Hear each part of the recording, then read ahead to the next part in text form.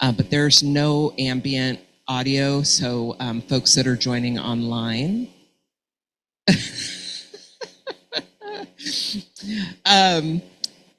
Well, they didn't hear that online because it wasn't up to a microphone. Thank you for the opportunity to give an example. So there are plenty of microphones around the room. All you need to do is push the button on the right and a green light will come on and you'll be able to speak into the microphone, and then you can turn it off and it won't hear your side conversations. But it'll be important to use the mic so that folks who are joining us online are able to hear. We did have a number of folks over the last, day and a half who are not feeling well. So to those of you who are joining online, thank you. And we appreciate you following along with the meeting, and they'll be able to participate in voting. And I believe, thumbs up from Ronan, that we're good for quorum today. So we'll be able to move through our agenda. With that, I'll turn it over to Carly and Christy for just some welcome and opening remarks. Do other ones work? Yep. It's just yours that doesn't. Testing.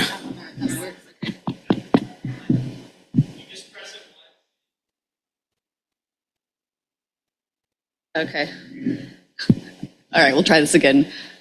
Welcome, everybody. Thank you so much for coming down here. I'm Carly Petrovic, for those of you who haven't met me. I'm the head of human resources for microchip technology. And it's especially, we're excited to be here today. We have a great, agenda that's semiconductor focused, but also we're going to be touring the really fascinating semiconductor facility here on the campus. And if you've been paying attention to the news, you'll probably have noticed that there's been kind of some weird things going on in the semiconductor industry, and it really underscores the cyclical nature of the business. And we were reflecting recently on the workforce development efforts that we do during the downtime is what pays dividends when we are in the uptime. And so this kind of interesting, dip you've seen is one of those things that doesn't stop what we need to do. And so we have to continue the good work, continue our workforce development efforts, and keep things going. So really excited to be here today. We have a really great update from our Oregon Business Council, Semiconductor Talent Coalition. So I think we've got some good things in store.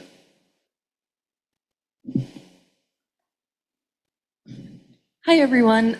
My name is Christy Wilson. I am the Workforce Relations Director for Portland Community College, and this is my first time getting to sit next with Carly and Jonathan, so this is exciting.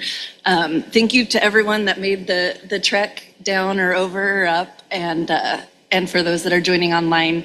And I think in addition to what Carly was saying, it's just awesome to be able for us, the education partners, to be able to hear directly from our industry partners and community-based organization, K through 12 partners, and how we can be designing programs that both can assist what's going on right now in the semiconductor space and then continue to plan, make plans moving forward. I know PCC has been spending a lot of time working with companies on customized training and incumbent worker training.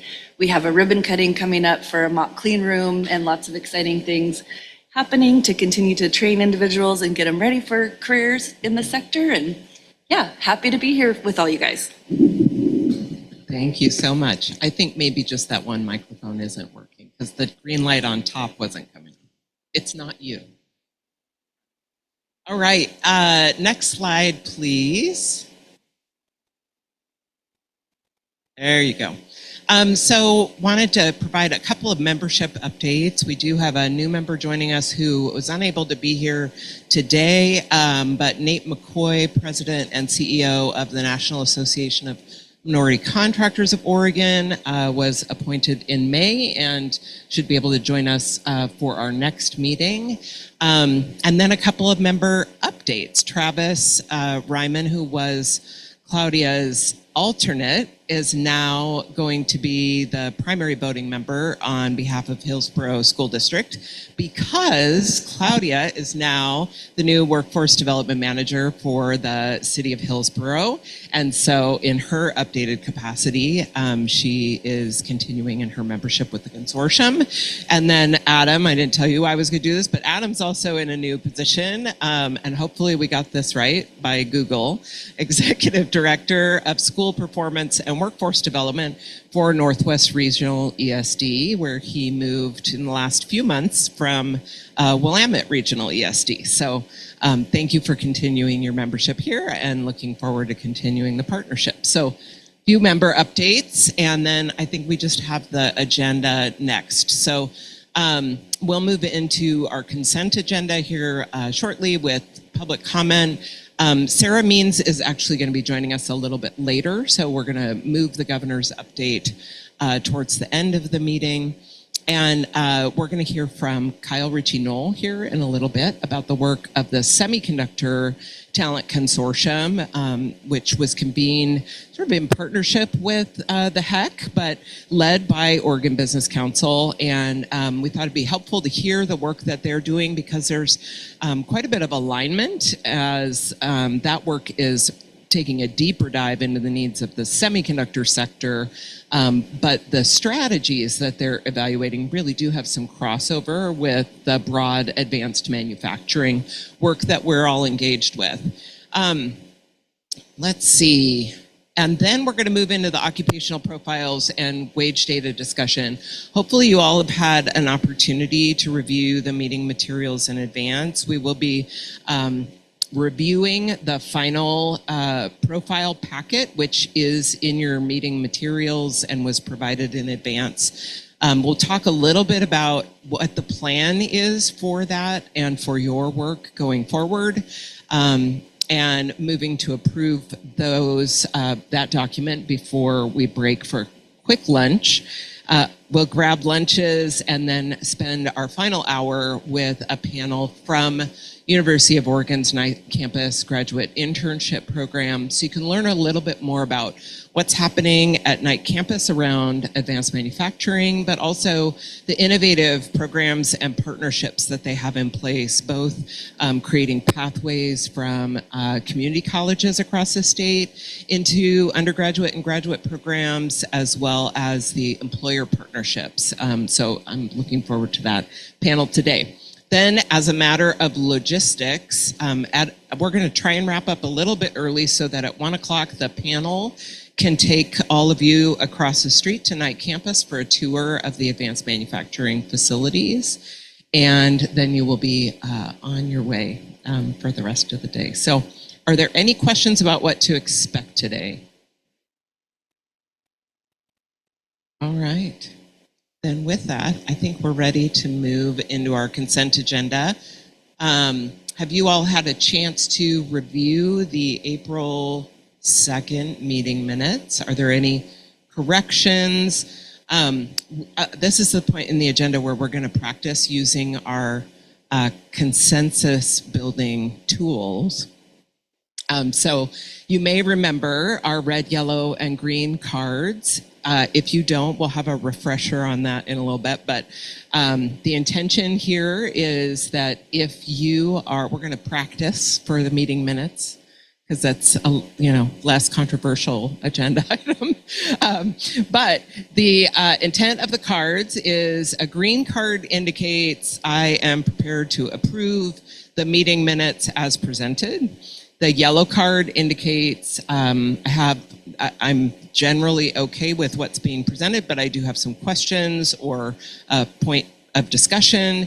And the red card is I cannot advance as presented, and here is an alternative to what is presented in the packet. So if y'all have had a moment to review the meeting minutes, we'll use our consensus-based decision-making tool to advance approval of the April 2nd meeting minutes. So when you're ready, you can just hold up your card.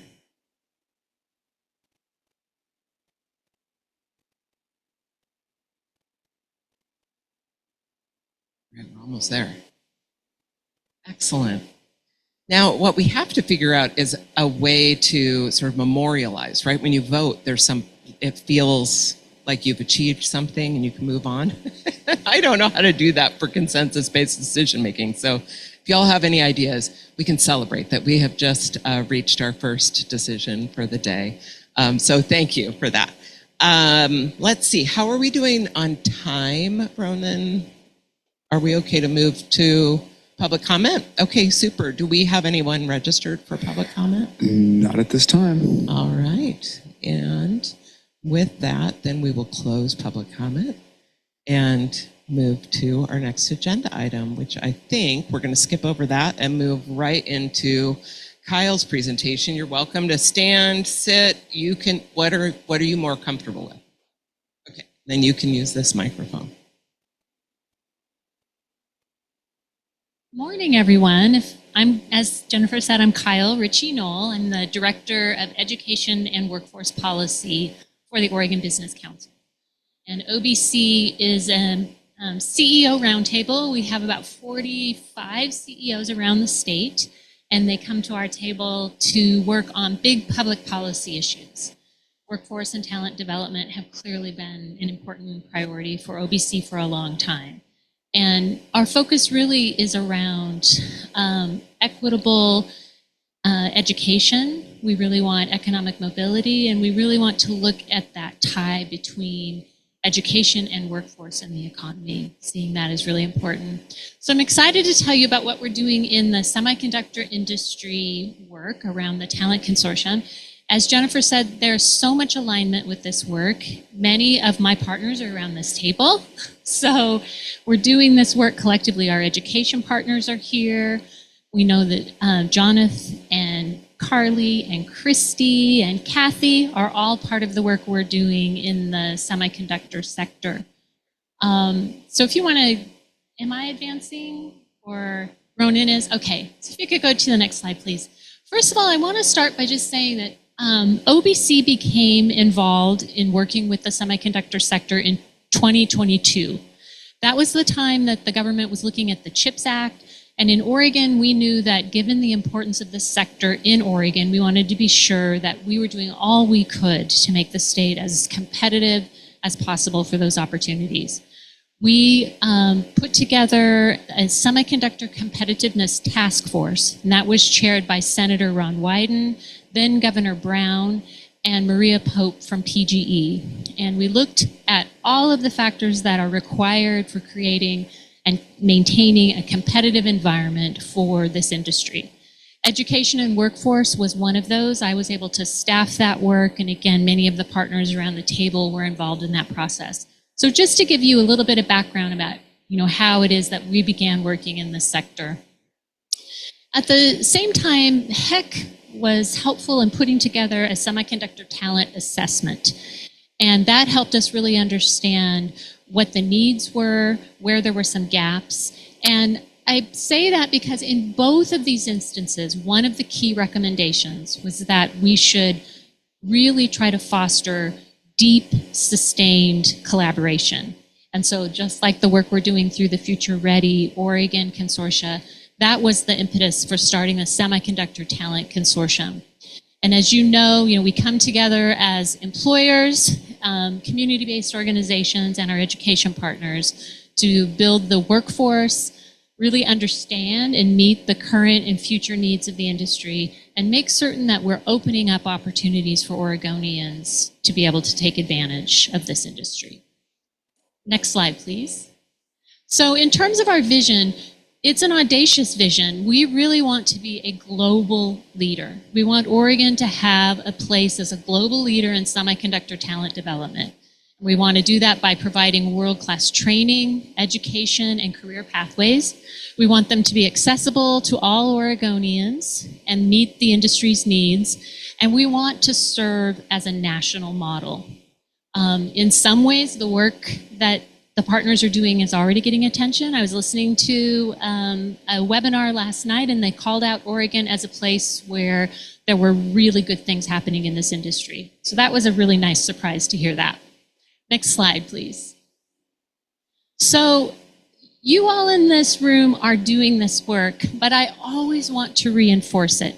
The work that we are doing in the partnerships and in the collaboration is really about systems change.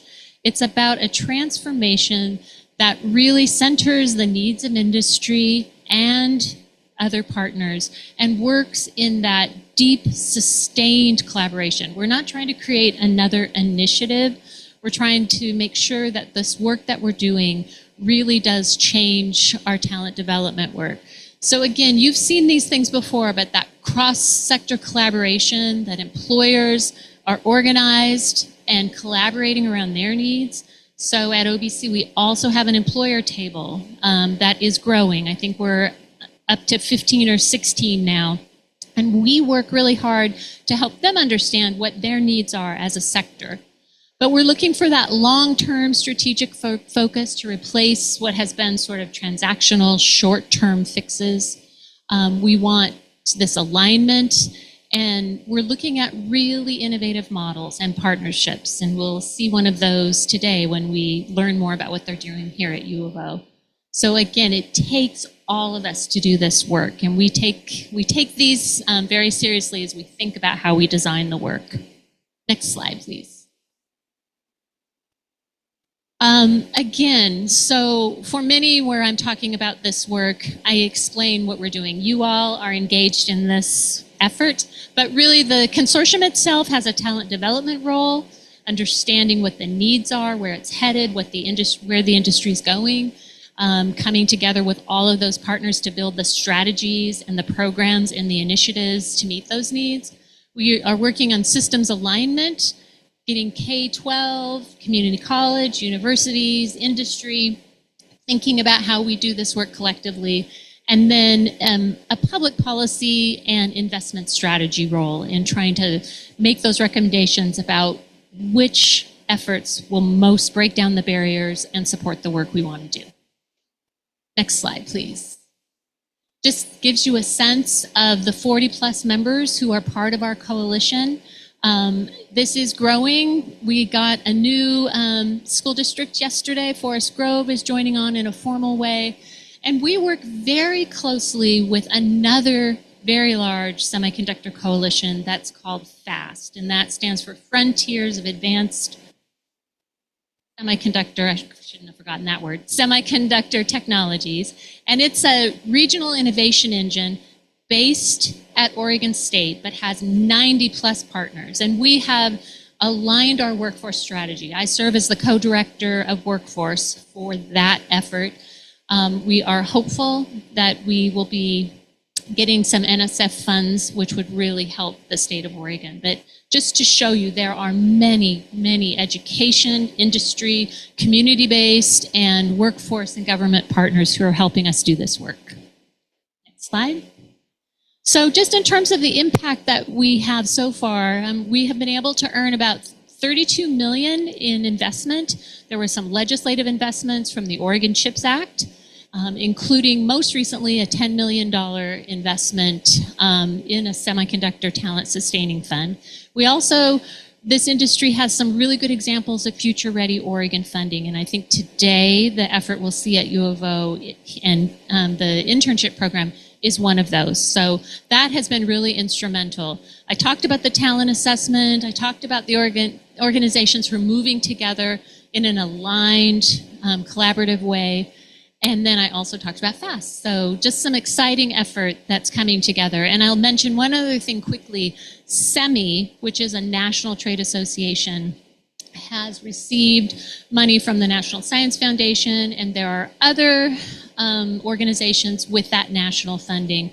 This also presents opportunities for us to show up together as a state collectively and earn some of those dollars for the work that we want to do in Oregon as well.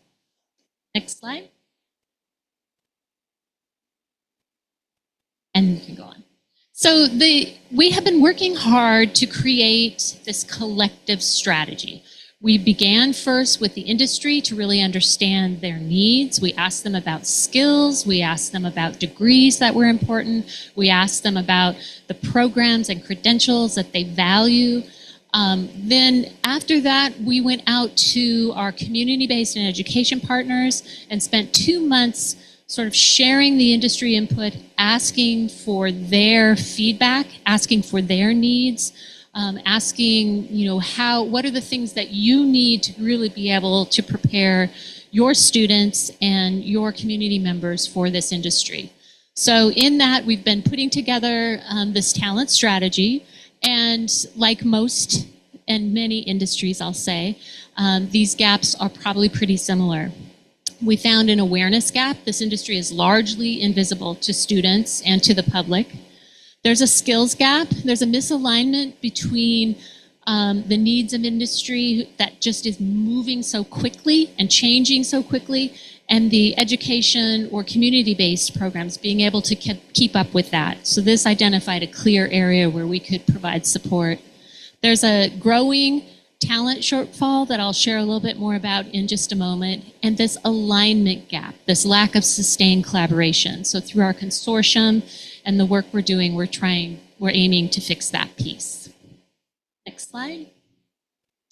So I wanted to just tell you a little bit about the demand. And as Carly said, we are in a really interesting time in semiconductors, and that I'm sure many of you have read about the transition at Intel. It is significant. Other companies are also in a down cycle. Others are growing. And so we did have our consortium meeting last week and had a panel of folks talk about this and just the importance of this work for the long term, for the future, and making certain that the work we're doing in semiconductors aligns with the broader advanced manufacturing and biotechnology and other sectors, so that we understand how the work we're doing can continue to grow those sectors and support Oregonians. But industry has said that they need about 2,500 new positions a year for the next decade. This is based on the talent assessment and also SIA, Industry Association, their projections going forward. Our higher ed institutions have about 2,000 degree and credential, I should say degree/credentials, so per year. And so you can see that right off the bat, we're not producing enough individuals with these technology and semiconductor related degrees and credentials. But even more troubling, we learned from the talent assessment that with only about 20% or 400 of those degree completers are entering this industry within 5 years. So we need to encourage and inspire more individuals to enter into these semiconductor related programs, and we need more of them to be aware of and excited about and choosing to enter this industry. Next slide. So in terms of our goals for the consortium, as I just said, we want more Oregonians completing the degrees. We want more of those individuals entering in the industry. We're working really hard to broaden the participation because as we know, the talent is here. We need more of those talented Oregonians to have these pathways into this industry and to really retain them and help and support them to get these credentials. And we want to work collectively to strengthen the quality and the relevance of that workforce training. And that's where the industry can really support there to be certain that we're keeping pace with their needs. Next slide. I won't spend a lot of time on this because it's a little wonky, but essentially what we're trying to do with this is say we need more on-ramps and off-ramps. This traditional path where you finish high school, you enter a community college or university program, you get into this industry, and you have a wonderful lifelong career. It just doesn't work for many, many of the talented folks that we want to get into this industry. So we're working hard to look at alternative pathways where folks can come in and out to do training, go back into work. And so this sort of guides the way we look at it, trying to develop more agile, responsive, equitable pathways. And it will take a lot of work to get there. We have wonderful examples already, and we're trying to build on those so that we can create these stackable, portable, transferable credentials and really support many more individuals in getting into the credentials that they need. Next slide. So these are the 4 talent imperatives. After all that work, after the conversations with industry and our community-based partners and education partners, we landed on these 4 imperatives to focus our work. Really raising awareness and igniting interest in this industry, preparing great graduates. I have some good feedback from someone about changing this language, and I honor that. So what this is trying to say is we want those individuals who finish programs in Oregon to be really prepared, to have high quality degrees and credentials. And we think that we can help them do that through much more experiential learning. That's the second priority. We want, as I just explained, to grow and get more individuals into this industry, but also upskill our existing employees through these agile and more responsive pathways I described. And then we have a lot of work to do in improving foundational STEM skills to really start at the beginning so that folks are prepared to enter this field. Next slide. So this slide is just, it's too many words for you to look at, but only wanted to show you that in a moment I'll talk about some of the amazing programs that are already happening. This was the consortium's effort to say, how do we build on the existing programs? How do we look at those 4 imperatives? So we're doing a lot. Soon we'll release a semi-central website, which is the place that young people, even existing employees can land, and it talks about different pathways. It guides them through the website based on their interests. If you're interested in cars, come here. Let us show you what this industry is like. If you're interested in medical, and it also has information about the degree and credential programs and a lot of information about what is a semiconductor, why is it important. And so that will be launching soon. We're working with OSU on a pilot that we would hope then to take out more broadly around a university semiconductor series where companies are coming in to the existing courses and bringing information. A chip-in educator externship program. We just applied for some federal funding for that, which we'll soon know if we were invited to apply.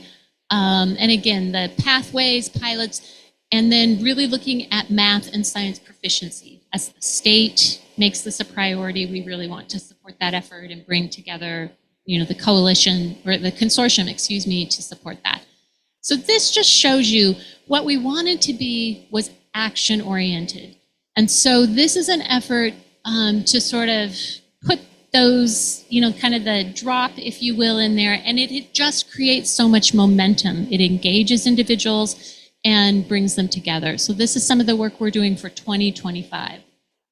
Next slide, please. And as I said, this is really meant to complement and grow on a range of efforts that are happening. It's the consortium's role to amplify and lift up and help support all of the partners in doing the work that they're doing. We're working very hard to not work along parallel lines where we can have duplication and really inefficiency in resources. So these are incredible programs. Our pilots are meant to sort of expand those, build on those, and now we're working hard to identify what are the next set of priorities that we can look at for an investment strategy. How might we think about and advise for that $8.5 million in that semiconductor fund? What are the most important high leverage investments that we can make? Next slide, please. So in terms of our next steps, we're going to continue to really support and expand that list of programs and pilots that you saw. We're working hard as with both the FAST and the consortium to think deeply about those, as I just said, the priorities and the investment strategies. And we're working really hard to learn from the regional efforts. Hillsborough has been very organized for a long time doing this work. Got a fan over there. And so we learn from them, of course, and then in East Metro, they're also organizing. And we have efforts down here too, which I think, while maybe not focused on semiconductors, a lot of effort is being focused around the Southern Willamette Valley and economic development. All of those are opportunities to learn. And we're working out, or reaching out very intentionally with the national work to learn from them. So I think that's my last slide. Thank you. I don't know if there are questions, but I'd be happy to, we have time? Okay, be happy to answer any questions. Thanks, Kyle. That was a great presentation. I was curious about that statistic that only 20% of graduates with degrees or credentials in related fields enter the industry. What happens to the other 80%? Is it a degree quality problem, or are the jobs just not there? What's going on with the 80%? Well, I don't know that we know for sure, but largely believe they're entering other, engineering and technical fields. So we need all kinds of engineers. Clearly we won't ever get 100% of that number, because those are, when you think about the degrees and credentials we're talking about chemistry, physics, engineering, all of those that apply to many fields. So they are going to other fields, and we just want to get more in, so there are more being produced in the state, and we want more of them to know about and choose semiconductors. Because we're really recruiting a lot of folks from out of state right now to fill those roles.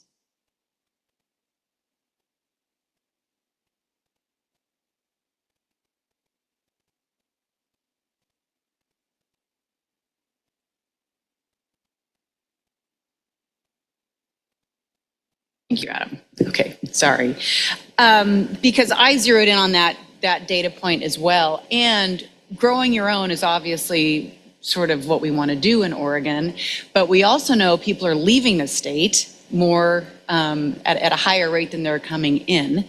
So there could be value in that sort of recruitment from outside of state. And I'm just curious what that focus is, what those conversations are, and is there a targeted specific strategy to do that?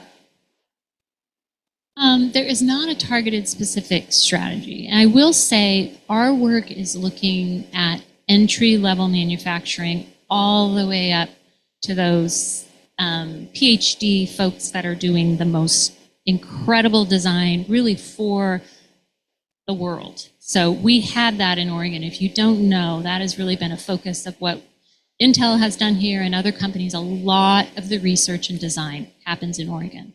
There is a concerted effort around that. How do we protect that for Oregon? How do we think about it?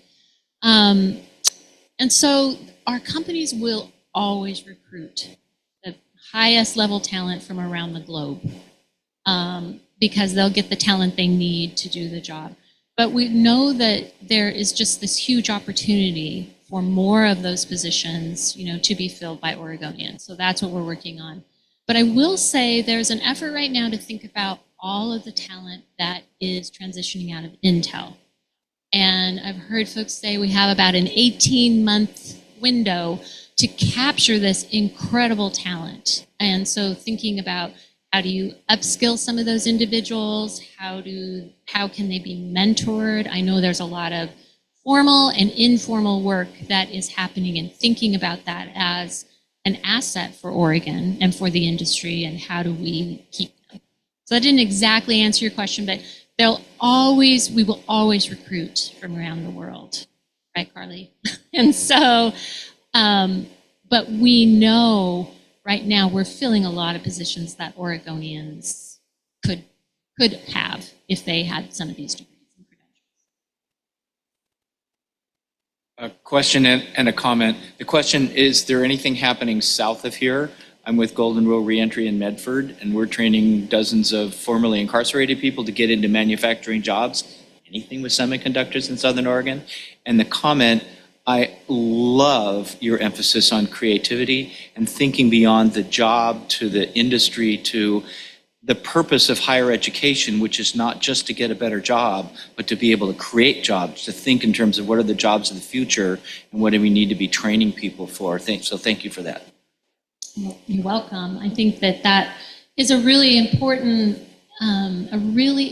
point for all of this work, to make this work. We're trying to think about the economy that we want to create in Oregon and make sure that more Oregonians are able to access that, and that does take that long-term focus. In terms of anything Southern, if any of my partners know of anything, please pitch in. We were just talking the other day that it's sort of, in terms of our partnership and focus, it has sort of stopped in Eugene, because... Like culture? Well, I think just because the university... I don't know. There used to be, what's Jessica's company, and I'm just blanking out. Jessica Gomez in Rogue Microelectronics. I don't know if they're there still. Part of it moved to Florida. Well, we're the Rogue Valley, so we love to know about that. Yep, it's an opportunity. Fast, don't know that we go south. However, the FAST effort I described is very much looking at how do we bring this traditional Silicon Valley or Silicon Forest industry, move it down into the valley and into Central Oregon. Because among other things, Southern Oregon is where creative talent wants to live. Yes, and so absolutely. If we could create some industries, we could hold some people and bring some of those Intel people into those environments. Because the best we get is 3D printing at Rogue Community College.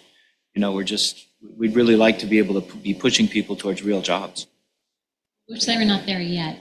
Rebecca, did you want to? Well, I'm just going to add one thing really quick. One of the community colleges that partners with the Night Campus graduate internship program that you'll hear about this afternoon is Umpqua. So there is some partnership. They're in Roseburg? Umpqua is based in Roseburg, yes. Yeah, you're challenging me. Yeah, getting close. That's great. You have to come visit. I have. One thing I was going to note, Kyle, is the effort that's going on with Business Oregon and doing a supply chain mapping of the semiconductor industry. And so actually, I think that's where we might have some connectivity across the state through this effort to understand really what is not only, say, the OMEs that are in the obvious places that we know, but how does that whole ecosystem branch out across the state as we look at these efforts? So I think there is where we actually might start putting some dots on the board in terms of opportunities. That's a really good point.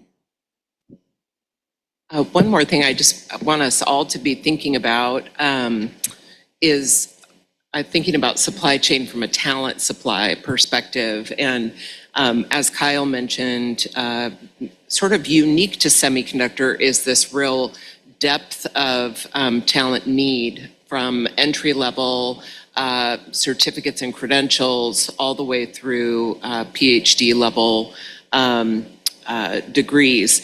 And the fact that we really need to focus both on growing the pie of engineering and other program graduates, but then also this focus on how do we expand awareness for the opportunities in semiconductor. But for us, I think we're thinking about the pie, right, as the broader advanced manufacturing consortium. And some of this conversation gets me to thinking, I don't know that we have data around where folks are coming from that are enrolled in these degree and certificate programs and where they're going to. So some of your questions about folks coming from out of state, either for recruitment to fill jobs, but I think we can also be thinking about that from an enrollment perspective. And then are we losing talent to other states that are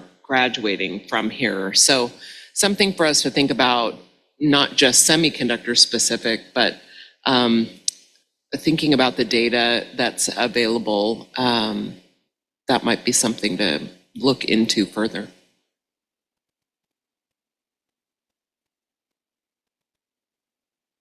All right, well, thank you very much.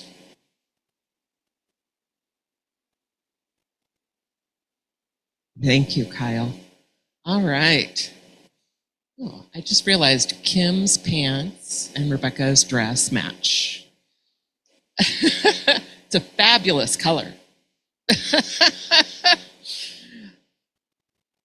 Yes, excellent, excellent.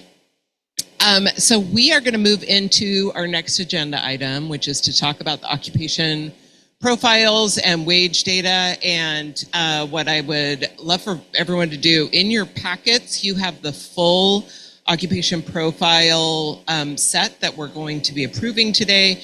You also have a copy of the slides, so you can follow along there. I'm going to walk you through what we as staff have been working on over the last, what feels like a year or so in this iterative process of bringing you pieces of information, building towards this full document that you have before you today. The Healthcare and Technology Consortium have reviewed and advanced their occupation profile packets in their Q3 meetings as well.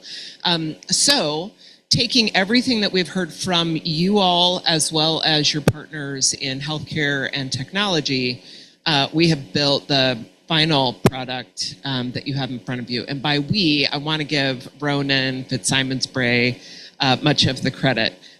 You all have heard from him over the last few meetings presenting sort of where this initiative originated and the evolution of our thinking around that. So I'm going to walk you through where we've landed and what you have in front of you, and then we'll move into a conversation about the manufacturing specific packet.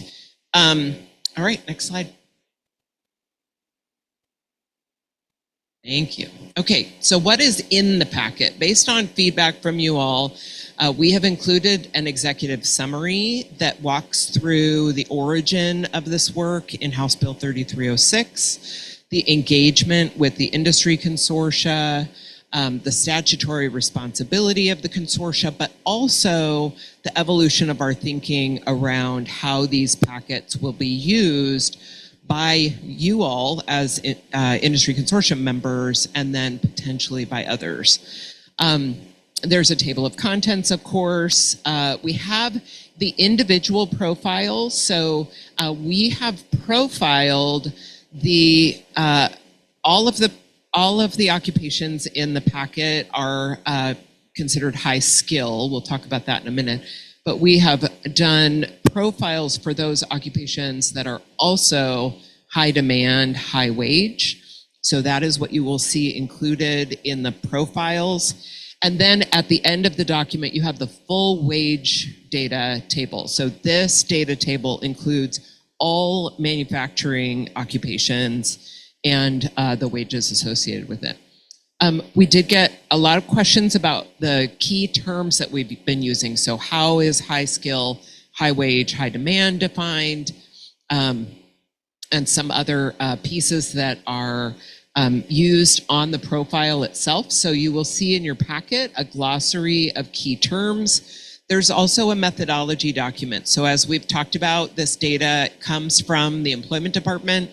And so in the appendix, you will also find the methodology statement from the employment department so that you understand what are the limitations and how do they gather their data.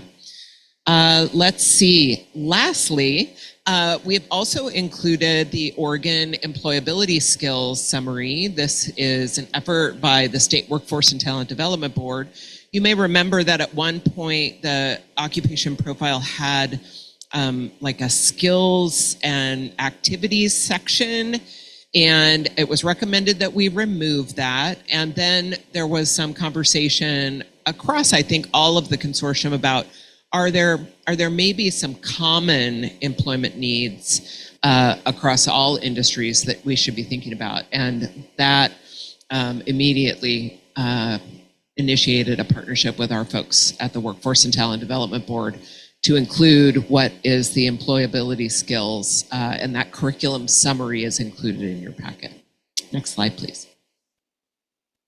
All right, so as we have worked with you all, again, I think we introduced this information maybe in your Q4 meeting last year, so it feels like it's been about a year. We have been throughout that iterative process collecting feedback from y'all, and really it's generally been in these 4 categories. The primary feedback and conversation that I feel like we've had across all 3 consortium is around audience. Who is the intended user for this? And so we've talked about the fact that the initial legislation spoke directly to the use of transparency around wage and training information for earn and learn training participants and the training providers. So we knew that that was a primary audience, but the more that we talked with you all about how these profiles might be used, it became really clear that our primary audience was going to be policymakers and program administrators. And whether that program administrator is a college, university, or other training partner, it might also be an employer who's offering a work-based learning opportunity. So I know this consortium in particular talked a lot about the end user as the training participant as a potential user of these profiles. It became very clear to us that we could not create occupation profiles that could be all things to all people. So while we see maybe a high school counselor using this information, or a counselor at a college or university using this information to help guide a student or training participant, it isn't necessarily designed to be someone that, or something that would be a leave behind for a student, more intended to inform that program development and policymaking piece. Education. So one of the things that we've heard loud and clear is that building out the landscape or inventory of program offerings for each of the occupations would be really, really helpful. And while the HEC has some of that information, we don't have comprehensive program information across the college and university landscape. So what we intend to do is start working on developing that. Maybe with a couple of priority occupations, we can begin to map what that would look like. And the space that's available on the bottom of the second page of the occupation profile would be a place where we could add program information, potentially incorporating it into the wage map. But that would be a next phase of the work so that we can understand the alignment of the employment opportunity with the talent supply. Let's see, program information. I mentioned already that we removed the knowledge and skills section from the profiles, and then you all have informed the format and sort of the information and how it's presented in your packets today. Next slide, please. All right, and then to just reaffirm the purpose and objectives for this work. The purpose primarily is to publish sector-specific data on high demand, high wage, high skill occupations in the healthcare, manufacturing, and technology sectors that support the development and maintenance of accessible career training pathways. The intent is to use these to inform sector-specific strategies, whether that be to develop workforce development pathways or to identify gaps in our talent development system geographically or by degree or credential type. Those are things that we'll be able to do with this work. And ultimately to support your work in identifying barriers to access and completion of degrees and certificates that would advance towards these high demand, high wage occupations. Our objectives are first and foremost to publish the wage rate standard. So The statute required that we do that by locality, so that's where you have the map of the average annual and hourly wages for that occupation. And then what we expect this work to do for you all going forward, and I'm going to show you some examples of what this might look like, is to use the occupation and wage profiles to start to prioritize some occupations for action planning. So what that might include is a more focused supply and demand data gathering and planning effort so that we can really understand for an occupation, what do we know about employment demand, which is already projected in the information that you have available, and then understanding what does that mean for talent supply. And we can begin to identify where there are the greatest gaps between talent supply and workforce demand. And we'll be prioritizing some occupations to start digging into that work. We anticipate creating some career opportunity infographics that would identify not only where is there workforce demand, but maybe where are there the greatest gaps between supply and demand. And those can be opportunities both for students and training participants and for program developers. If we identify that there's a geographic gap or a particular degree or credential gap in the supply and demand data evaluation, this group can really initiate strategies to address those gaps and opportunities. We expect to develop a program and skill inventory for each of the occupations, and then really synthesize those into what we're referring to as an opportunity map that would couple that occupation profile. So what I wanted to do is give you some examples. Some of them will be familiar from Kyle's presentation because I drew from the semiconductor work, but I also drew from the HEC's recent behavioral health talent assessment to just show you what some of the infographic possibilities are when you think about how we might use data to drive our own action planning in 2026. So next slide, please. All right, so the first couple are from the semiconductor work. I don't know if Kyle had this one, so I have at least one new and exciting one. So this is a great example from the semiconductor talent assessment. Look at how you might depict supply and demand for the semiconductor industry. And so you can see on the left, you have the types of degrees and credentials that are awarded. In the middle, it is correlated with the semiconductor role that requires that, and then what part of the semiconductor sector, so in that supply chain evaluation. And this is one way of looking at the integration of supply and workforce demand. Next slide. This one you did see, which is the learning pathways. And again, that idea that if we are advancing strategies for lifelong learners and that constant the continuous improvement and innovation that is needed not just in semiconductor, but really broadly across all sectors and manufacturing in particular as it's evolving. Looking at those degrees and credentials and the potential pathways that may not always be a ladder, right? They might be a variety of on-ramps and off-ramps throughout someone's career progression. So we would be looking at this for some of the occupations in your packet. Next slide, please. I think this moves us to behavioral health. So go ahead and move forward. So here is an example from the behavioral health talent assessment that the Healthcare Consortium recently spearheaded.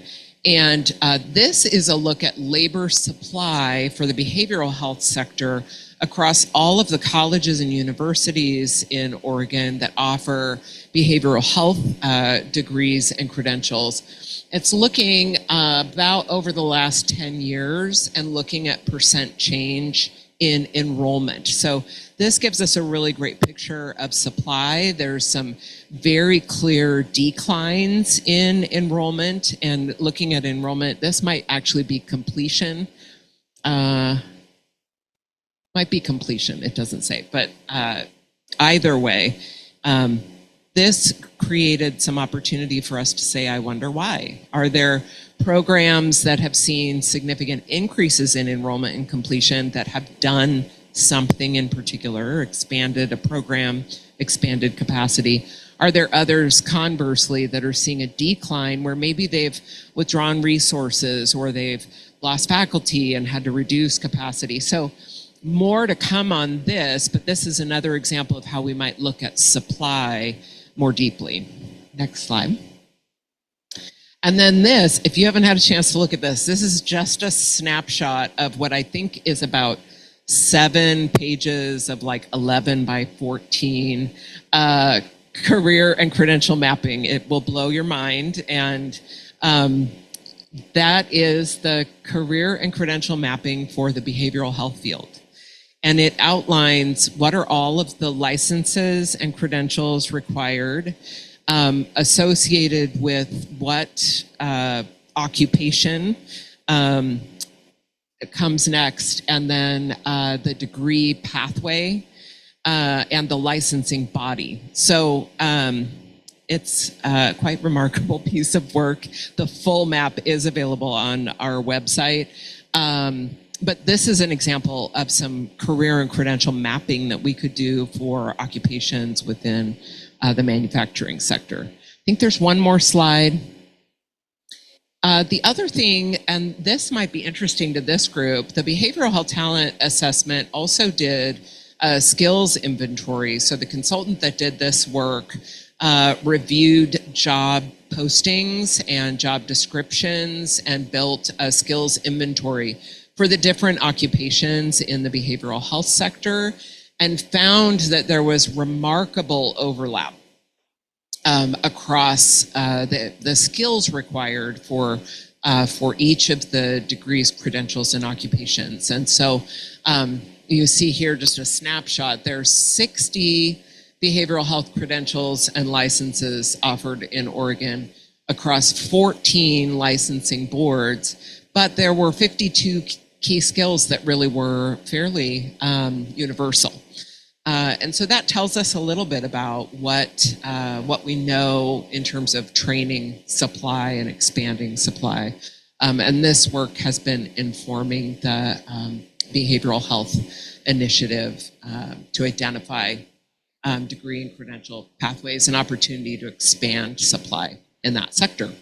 So those are some examples of how we envision using this work. The consortium strategists will be working with you all to identify probably 2 occupations in your profile packet that we want to prioritize and start to build out some supply and demand framework, understanding skills, doing some mapping to really help you all inform and identify priorities and strategies going forward.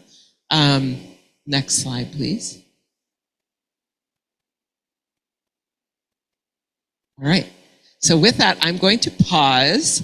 You all have the packet in front of you. Are there any questions about what I've presented in terms of how we see you all using this information going forward, and how we sort of came to what's presented here today? Heath, I think can you introduce yourself since folks don't know who you are? Hello, everybody. Heath Fuel. I've been at Microchip for about 25 years, and I'm the new fab manager there. Dan Melinek retired about 2 or 3 months ago, so I replaced him recently. So yeah, thanks for letting me join you today. Just real quick question on the wage charts. Does it include total compensation like stock and bonus and differentials and things like that? Only ask because in semiconductor, it's a huge percentage of your compensation. So I just was curious to calibrate my own brain. Thank you. It's a great question. I'm looking at Ronan. I believe the answer is no. And there may be more information in the Employment Department's methodology section of the appendix. I think that's correct. And we did get this question at the last meeting too. I think the answer is no. Unfortunately, we don't have any of our OED partners here today, but yeah. Yeah, I think it's strictly wages, not benefits. Once again, a question and a comment. The question, are the skills and knowledge sections still going to be available in some kind of an appendix or anything? We actually were interested in those. The skills, knowledge, and I think it was typical activities. Is that right, Ronan? Yeah. That is available on qualityinfo.org, which is the Employment Department website. So it is readily available. It was just determined not to include it in the packet, but it is still publicly available. All right, and I think there's a question in my comment here somewhere, but I have to make the comment first to find it. So looking at the community level, working with adults who are out of the education system. So I'm ignoring the mainstream here, where the purpose is to keep people in education as long as possible to get to that PhD level knowledge of creating the future. But on the other end of the spectrum, with formerly incarcerated adults who need a job now, we're trying to identify not the car wash jobs, but the jobs that have a career path associated with them, so 3D printing. And we're pointing people towards Rogue Community College. So far, all of our test graduates have been introduced to the manufacturing program at Rogue Community College and have stayed in it, which we consider a success, as you know. But for those who don't have the luxury of a stipend through HEC to go to community college and have to get a job, I'm curious about how do we orient this information to people who are seeking entry-level jobs, but with a learning curve associated with it. Is that making any sense? It's a perfect question, because I think that really, that transparency was part of what drove this initial legislative effort. Yes. And so I think also Golden Rule Reentry is a great example of what I might call an intermediary, an organization that serves at that point to help students, training participants, employees navigate what is available to them, both in terms of resources and education and training and employment opportunities. And when I talk about this as a program administrator or a policymaker tool, I also think about it as an intermediary tool. It helps to understand where the wage opportunities are, where the employment demand is, particularly if with a regional focus. And I think this career or opportunity mapping effort, as we start to look at those on an occupation by occupation basis, will build out exactly what you're talking about, where we'll understand where are their entry-level opportunities, what degrees and credentials would be required then to advance within that occupation profile or to another occupation where it's stackable. Thanks. Yeah, Heather. You all are doing very good with your microphones. Thank you. To piggyback on what Paul said, I think another way that we can, that will be a really beneficial path to take is that we have the K through 12 system of young people who are also going to be looking for entry-level positions, and that's a grow your own, get them from home, and prepare young people for the position, which requires exposure. So that's the other thing that I think should be taken into consideration, and it is, I think, in all of this work. But how do we expose young people to the opportunities that are out there for them and the high wage opportunities and pathways that they can find? There's no clock. I totally agree. And John is not here today, but John from Forest Grove. That was a point that he made a couple of meetings ago, was that these profiles were something that he would use to help inform students who had, an interest in or proclivity towards manufacturing occupations, to help point to where is the greatest opportunity? What do the wages look like? What does employment look like across the state?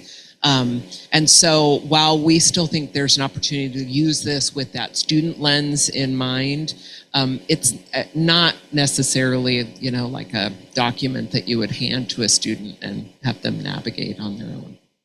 Yeah, but that's a great point. Yes, Ronan that's why he has a mic. Yes, and we actually have a comment from Craig Campbell. Okay, great. As we continue to define our future role within the consortium, we may find significant value in mapping both the manufacturing supply chain and the talent pipeline that supports it. This dual approach will not only help us understand the current and emerging needs of the sector, but also position us to proactively address gaps in workforce supply and demand. By aligning talent development with industry needs, we can better advocate for targeted investments and collaborative solutions that strengthen Oregon's manufacturing sector. Thank you. And thank you, Rebecca. I see now that Ronan put the card up and I missed it. And thank you, Craig, for the comment. Appreciate it. Didn't Craig have a hand in the employability skills information? He may have. He is a member of the State Workforce and Talent Development Board, so that would make sense. All right. Well, yeah, go ahead, Tina. I was just going to add on to Craig's comment that if I'm not mistaken, I believe that there are some efforts within the FAST team to do some mapping for at least the semiconductor industry and that supply chain. And so we shouldn't duplicate those efforts, but lean on the team who's doing that. Absolutely. And that's part of why I wanted Kyle to let you all know there's some overlap in our membership and the Semiconductor Consortium. But they're doing some really innovative things about mapping and strategies around supply and understanding supply and demand. So for sure, there's no need to duplicate work if we can build on each other's strategies, which is also part of why I wanted to show you some examples from the semiconductor talent assessment and the behavioral health talent assessment. Those consultants approached the work a little bit differently, but that gives us some ideas of what's possible and how we might pursue that going forward. Rebecca. Jennifer, I also wonder about the overlap with the technology consortium.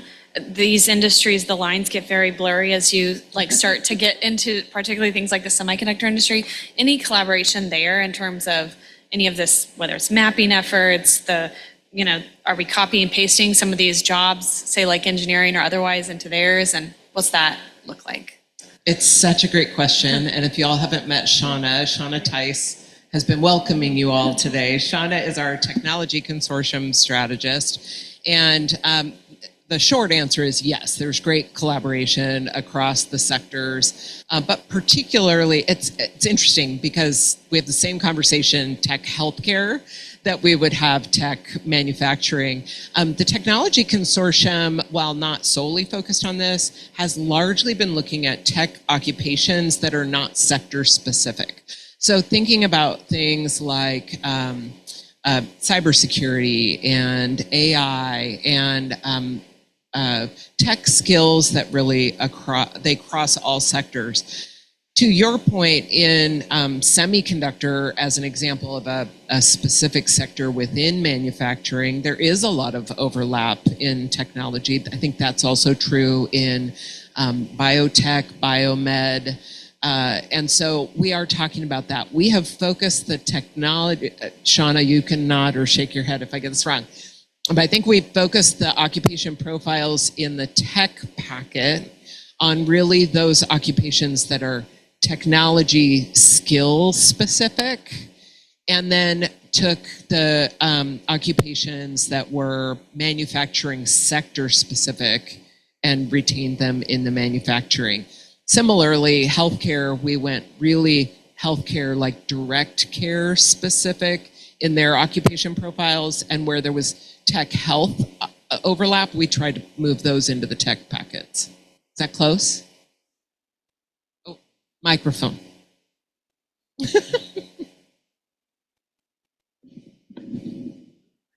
There's a specific definition for STEM fields. Those are the occupations that we use, that the employment department has. And so they cross sectors. Like that same occupation can appear in multiple sectors, as you all know, right? To your point. And so we use that definition that the employment department shares with us, and they help us, Ronan, you can add to this too. They help us define those occupations that are specific to technology that fit the definition. And I think they use some universities, I can't remember their definition, it comes from some university, and that's how they define those careers. Thank you. All right. Yes, Travis. Thank you. I just wanted to make a connection piggybacking on Heather's comment and Rebecca's question about the K-12 system and how the technology, health sector, and manufacturing sector, the communication strategies could be overlapping when it comes to educating folks about this kind of data. I wanted to thank Jennifer, and I think Claudia and Jonath were also there in February when we did a panel for superintendents in the state. And there's these shindigs twice a year where all the superintendents get together and the business officers for schools. And we facilitated a panel talking about the work of the HEC and the Future Ready Oregon work. And I think it was really well received. And I'm not sure that we shouldn't double down on the communication strategy around talent gap analysis like this with the educators across the state. I think teachers would use this to help students find validity and real life in their curriculum. And I think principals of high schools and superintendents of school districts would really be helping us move forward with our workforce initiatives if they understood that these are the sectors, here are the strategies for sector-specific workforce development, and here's the role that K-12 can play in it. So I love the work that we're doing in the Manufacturing Consortium, but I also see that the three consortia could work together to get this data in front of educators, at least from the K-12, at the bottom of the stackable pieces. Thank you.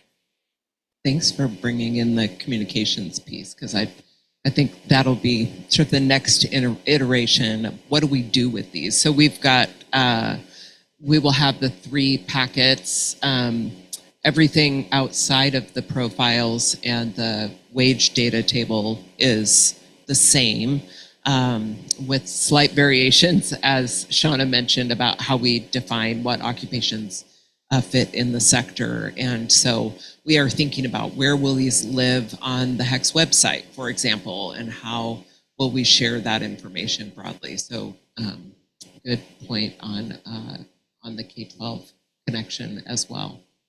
All right, I think what I'd like to do at this point is move into our consensus building conversation. So Ronan, would you go to the next slide?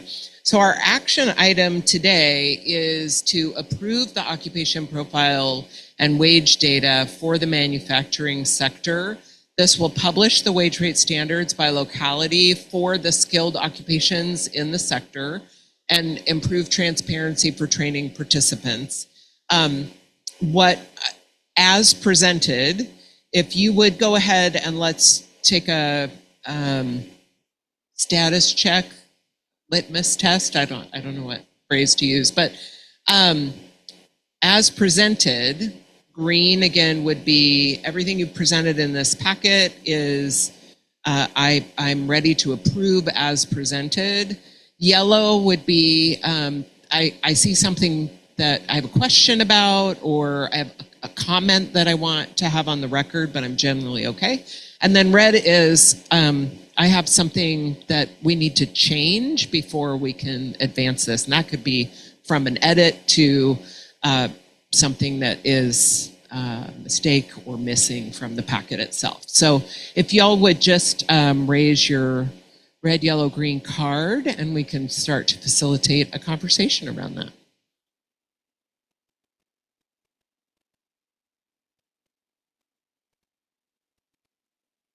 All right. Okay, so we have a couple of yellows. Why don't we start, Paul, with you, and then we'll go to Heather. Just a question. Do I assume correctly that this data is going to be available in some sortable format? Because the way it's presented now, it's completely overwhelming to me. The short answer is no, and yes, it is overwhelming. It will be in a PDF form, exactly how you see it.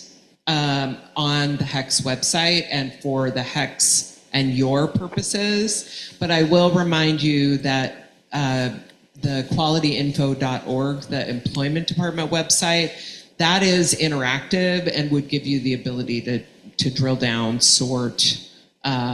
So the same data set is available on the quality info? All of this data is directly from then quality I changed info. my yellow to green. Okay, thank you. Excellent and good clarifying question. Heather. Thank you. Just, it's not a major problem. I'm just wondering, in all of these maps that we see here, in one of the prior meetings, someone from OED explained that when you see a map where there's NA across the board, it means that they rotate their data collection. And so there's always going to be some region that's left out, or two regions in some case. I'm wondering if there's anywhere in here that explains that. I believe it is in the methodology statement. Ronan, is that accurate? So the methodology statement doesn't specifically address the not available data for a particular region. It does sort of explain at a high level their collection methodology, but that doesn't there's nothing that explicitly says this is what NA means on, for any given On a regional if that level? makes sense. Yeah. Okay. Is there something on the profile, I don't have it in my hand, but on the profile itself that explains, I thought it was in there somewhere because it is, Heather, to your point, it is both data that is not available and it can be data that, because it's voluntary to participate in the employer survey, it may be that they had insufficient data in order to be able to publish that. And I think that is somewhere in something. I believe it's in the executive summary. Again, I'm not looking at it off the top of my head. It is not sort of explicit. Yeah, we will acknowledge that it's not readily available and open. So. Okay, and I don't know if it's important enough to have that in there anywhere. Yeah. Yep. Thank you. All right. Let's go online to members who join remotely. Are there any questions, comments, concerns at this point from online? Okay. And so if we do that exercise again, and I would ask members, voting members that are online to also indicate green, yellow, red, let's take that test again. Dan has a question. This is cool, the green light went on. I like this. I would say what you said concerning the NA, if it doesn't exist anywhere, what you said ought to be transcribed and dropped in there. Assuming it was accurate. Assuming it was accurate, which I have faith that it was. But the omission of that will cause confusion. Okay. And just makes it a lot easier for people to say, oh, I understand. And I understand that in the next iteration, this will probably look different. Okay.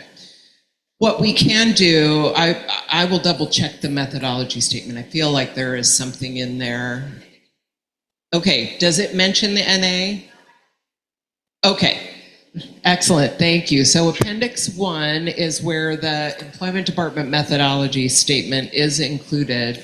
I think what I'm hearing through the question and discussion is that if that does not include a statement about not available data, there should be some caveat. It could be potentially included in the glossary. Is there an NA in the glossary? No.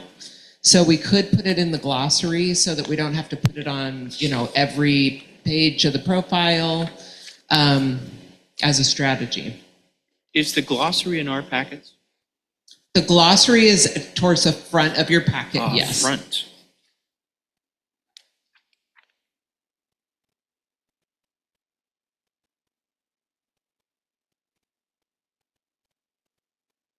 All right, as you are furiously reading your methodology statement, why don't we hold up cards one more time? This would be the action item as presented with the amendment to add a statement about what NA means, probably in the glossary, I think is the most effective way to do that.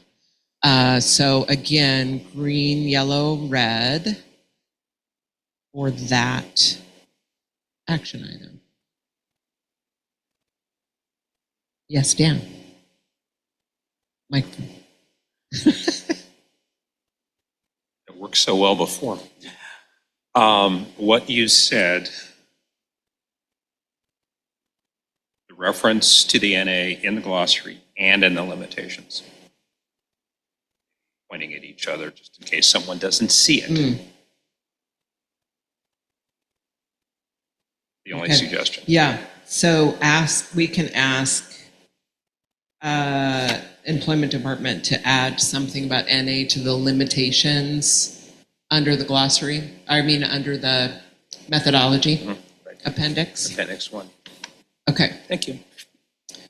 So the action item, again, is to approve the profile packet and wage data as presented with the amendment of adding NA to the glossary of key terms and asking Employment Department for a statement that we can include in the limitations section of the methodology.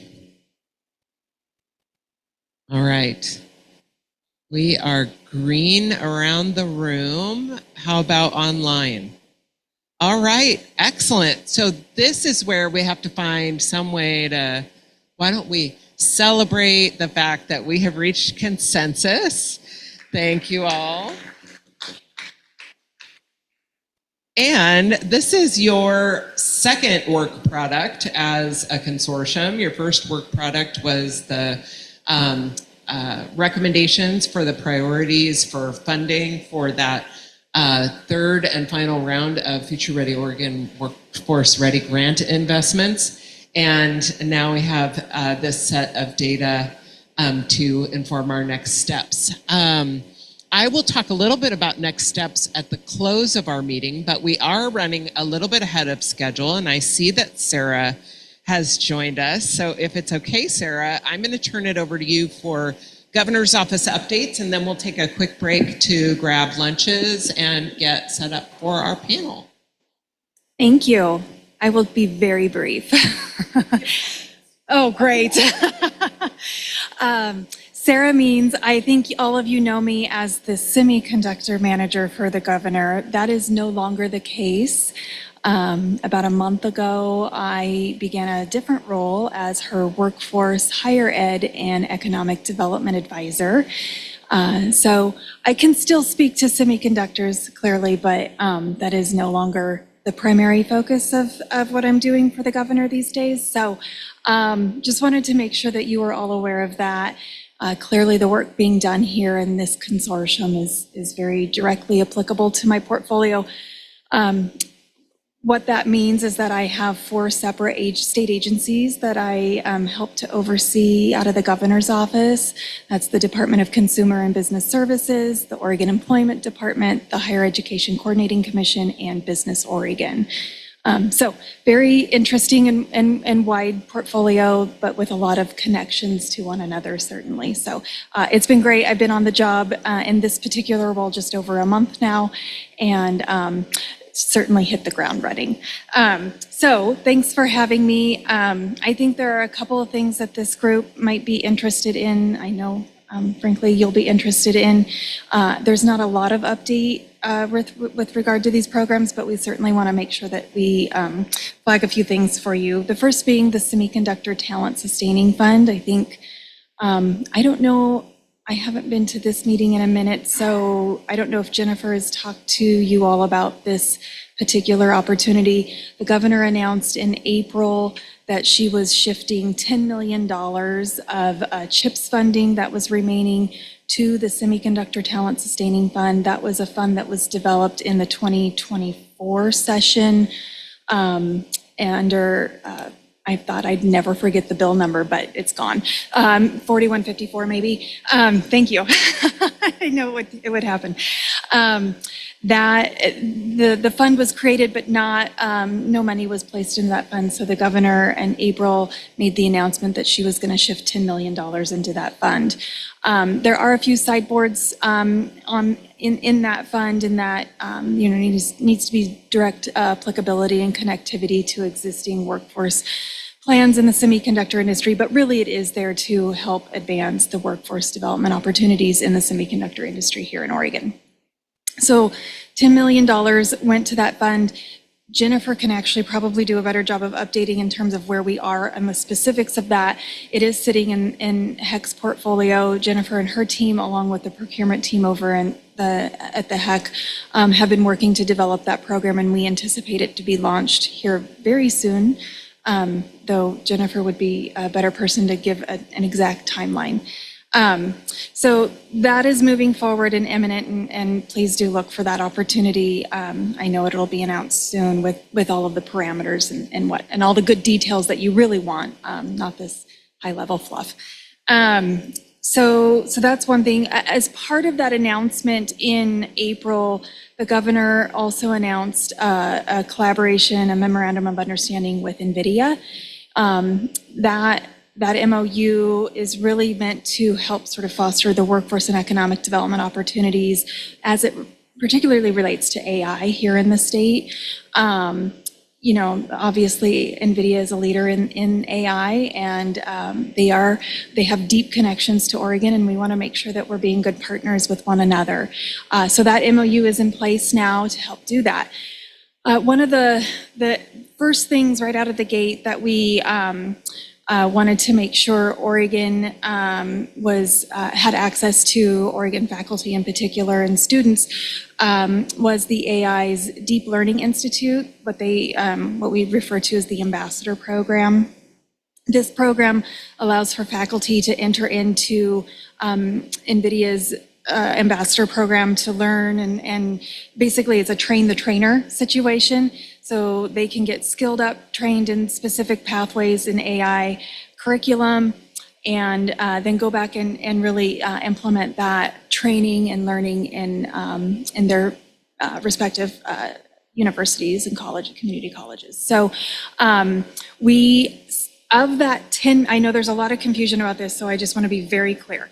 Of that $10 million that the governor put into the Semiconductor Talent Sustaining Fund, $1.5 million is set aside to help offset costs of the Ambassador Program for faculty.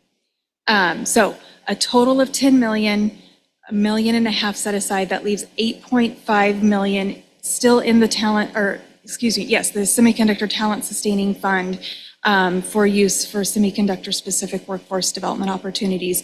$1.5 million is going to the Ambassador Program to help with workforce opportunities in AI that could absolutely, really be cross-disciplinary, frankly. So, and that is the goal.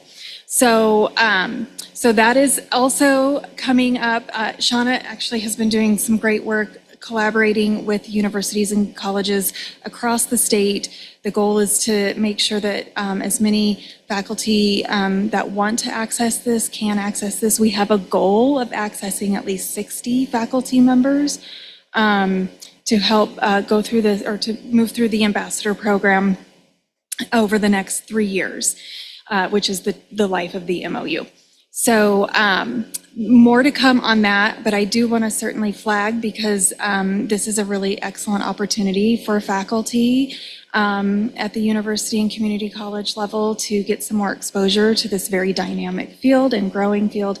And we appreciate the partnership with NVIDIA, certainly, and the HEC's doing great work. So I'm going to leave my updates at that for now, but I'm certainly happy to answer any questions if there are any. But thanks for having me, and apologies for joining you very late. Thanks so much, Sarah. Do folks have questions for Sarah?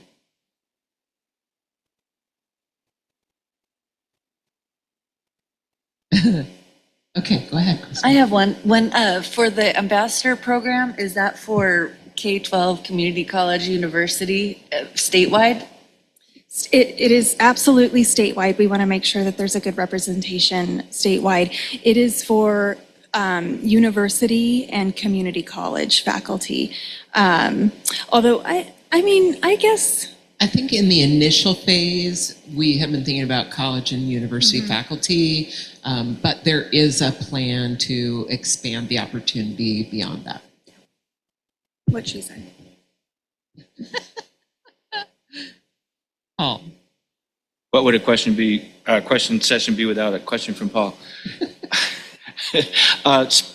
Asking very self-servingly for Golden Rule reentry in Medford.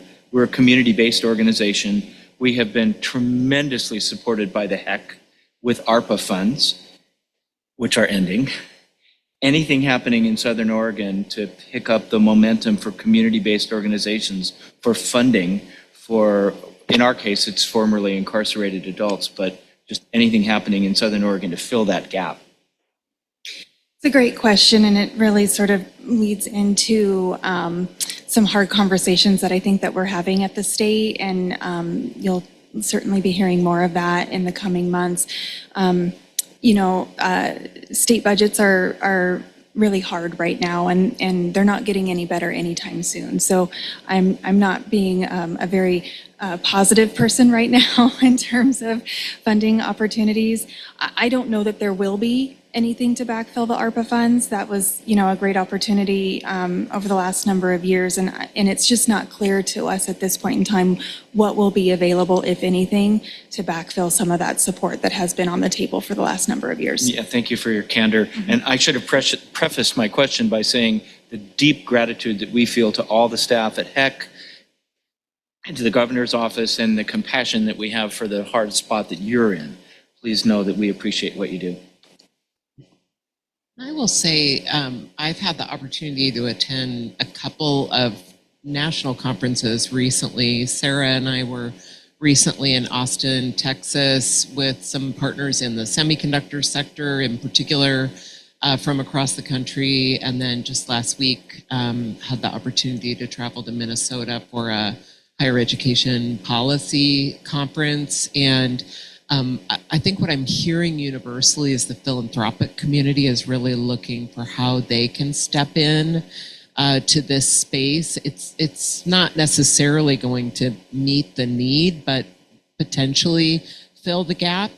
And so there are a number of conversations happening, and I would say that the HEC, and I have some colleagues here from our Office of Workforce Investments, our Office of Community Colleges and Workforce Development, as well as the grants and consortium strategist team members within Future Ready Oregon, really are trying to keep an eye on that national landscape, both for federal funding and philanthropic funding opportunities that align with our state's investment in healthcare, manufacturing, and technology, in particular, align with the governor's priorities around housing production and behavioral health workforce, also as another example in alignment with those. So we will continue to make you all aware as those opportunities present themselves. And Paul, to your question in particular, I am hearing quite a bit about the justice-involved community, both incarcerated and reentry. And so if there are opportunities to connect with you and other community-based organizations that are working with that population, we will certainly do that. Yeah, because there's some other great organizations around the state that are doing wonderful work. And we have membership on this consortium with Mid-Willamette Valley Community Action Agency as another example. And yes. All right, well, I can fill in just a couple things on the heels of Sarah's comment. House Bill 4154 that established the Semiconductor Talent Sustaining Fund did specifically point to the HEC's semiconductor talent assessment and the work of the Technology and Manufacturing Industry Consortia. We will also be relying on the expertise of the OBC Semiconductor Consortium, which you heard about, to really inform both the priorities for that work and the process for that work. A little finer point on timeline. We do expect in the next couple of weeks to release what I'm calling a scoping proposal that will share information about the proposed priorities and approach for that funding opportunity. And then we anticipate that the application process would follow on the heels in the fall. All right. Well, any other questions for Sarah? All right. Thank you, Sarah. Well, we are running a little bit ahead of schedule, which is great. I'm going to go ahead and give y'all about a 15-minute break. Lunch is here. Please help yourselves, get up, chat amongst yourselves, and I anticipate our panelists will be here shortly. And so we'll resume, let's say, we'll resume at 11:55. Thank you. Okay, folks, please grab your seat. And if you haven't grabbed your lunch yet, go ahead and do that. Emily, can you advance it to the next slide? Maybe.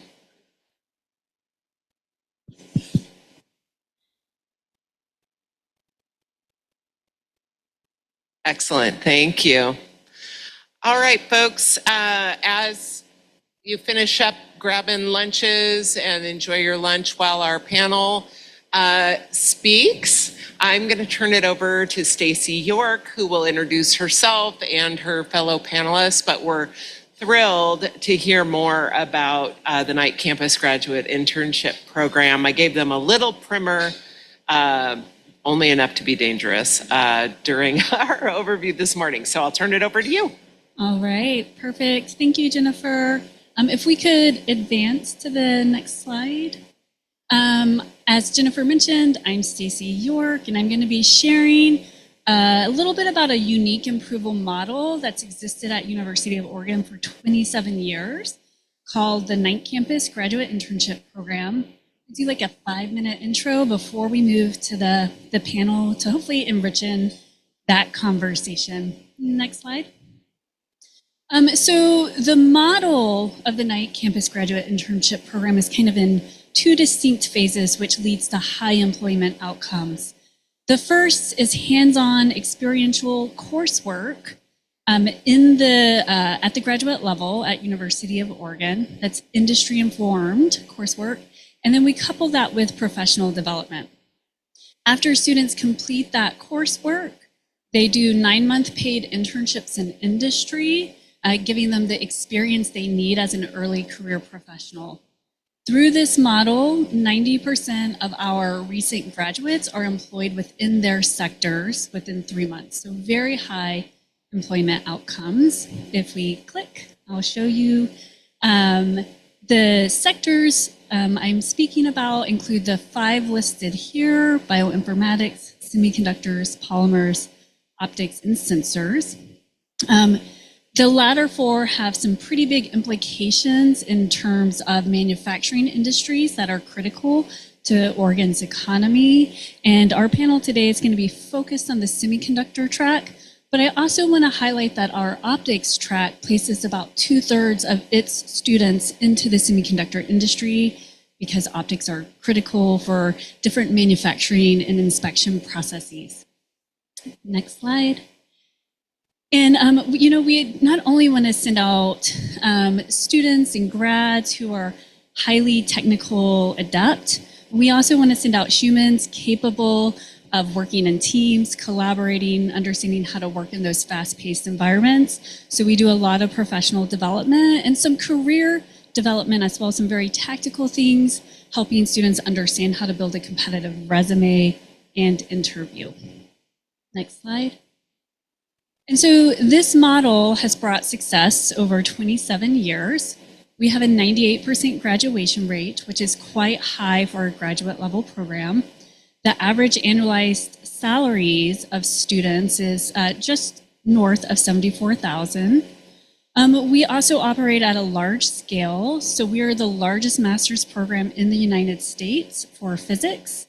and 5th largest for chemistry.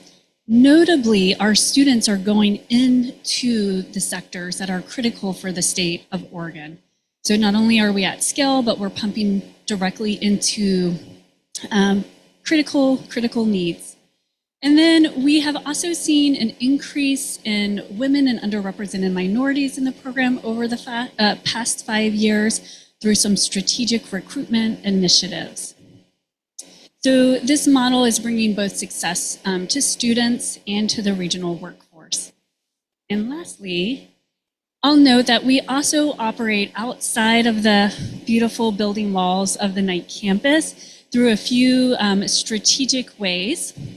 The Department of Physics at University of Oregon is the lead organization for OPERC, Oregon Pathways to Industry Research Careers, which kind of has a very simple schematic down below where we are supporting students from 3 regional community colleges through scholarships and other supports as they transfer to UO for their baccalaureate degrees and into the Knight Campus Graduate Internship Program.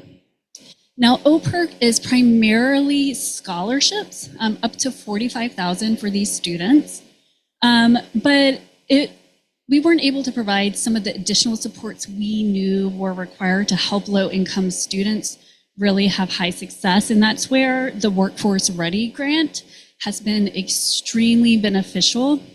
It allowed us to expand the NSF programming, giving students research experiences, hands-on experience, professional development, community building, and also expand the number of scholarships we are offering, bringing our total to 94 students. And then lastly, I'd be remiss if I didn't mention that industry has a heavy partnership in all of the Knight campus work.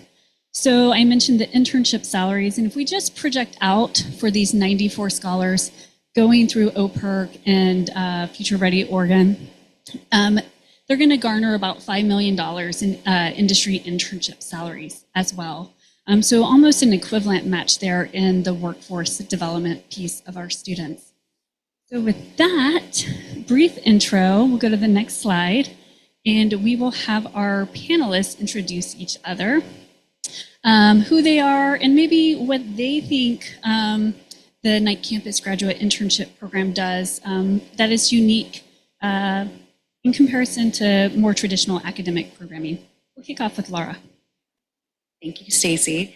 My name is Laura McKnight. I'm the Senior Director of the Knight Campus Graduate Internship Program, and in my role, I make sure all 5 of the tracks that Stacy mentioned are well-resourced and aligned, and then I also manage our corporate partnerships and the internship process. So I know Stacy talked quite a bit about that, and we work really closely with the partners and the students to identify good matches for their skill sets and their interests.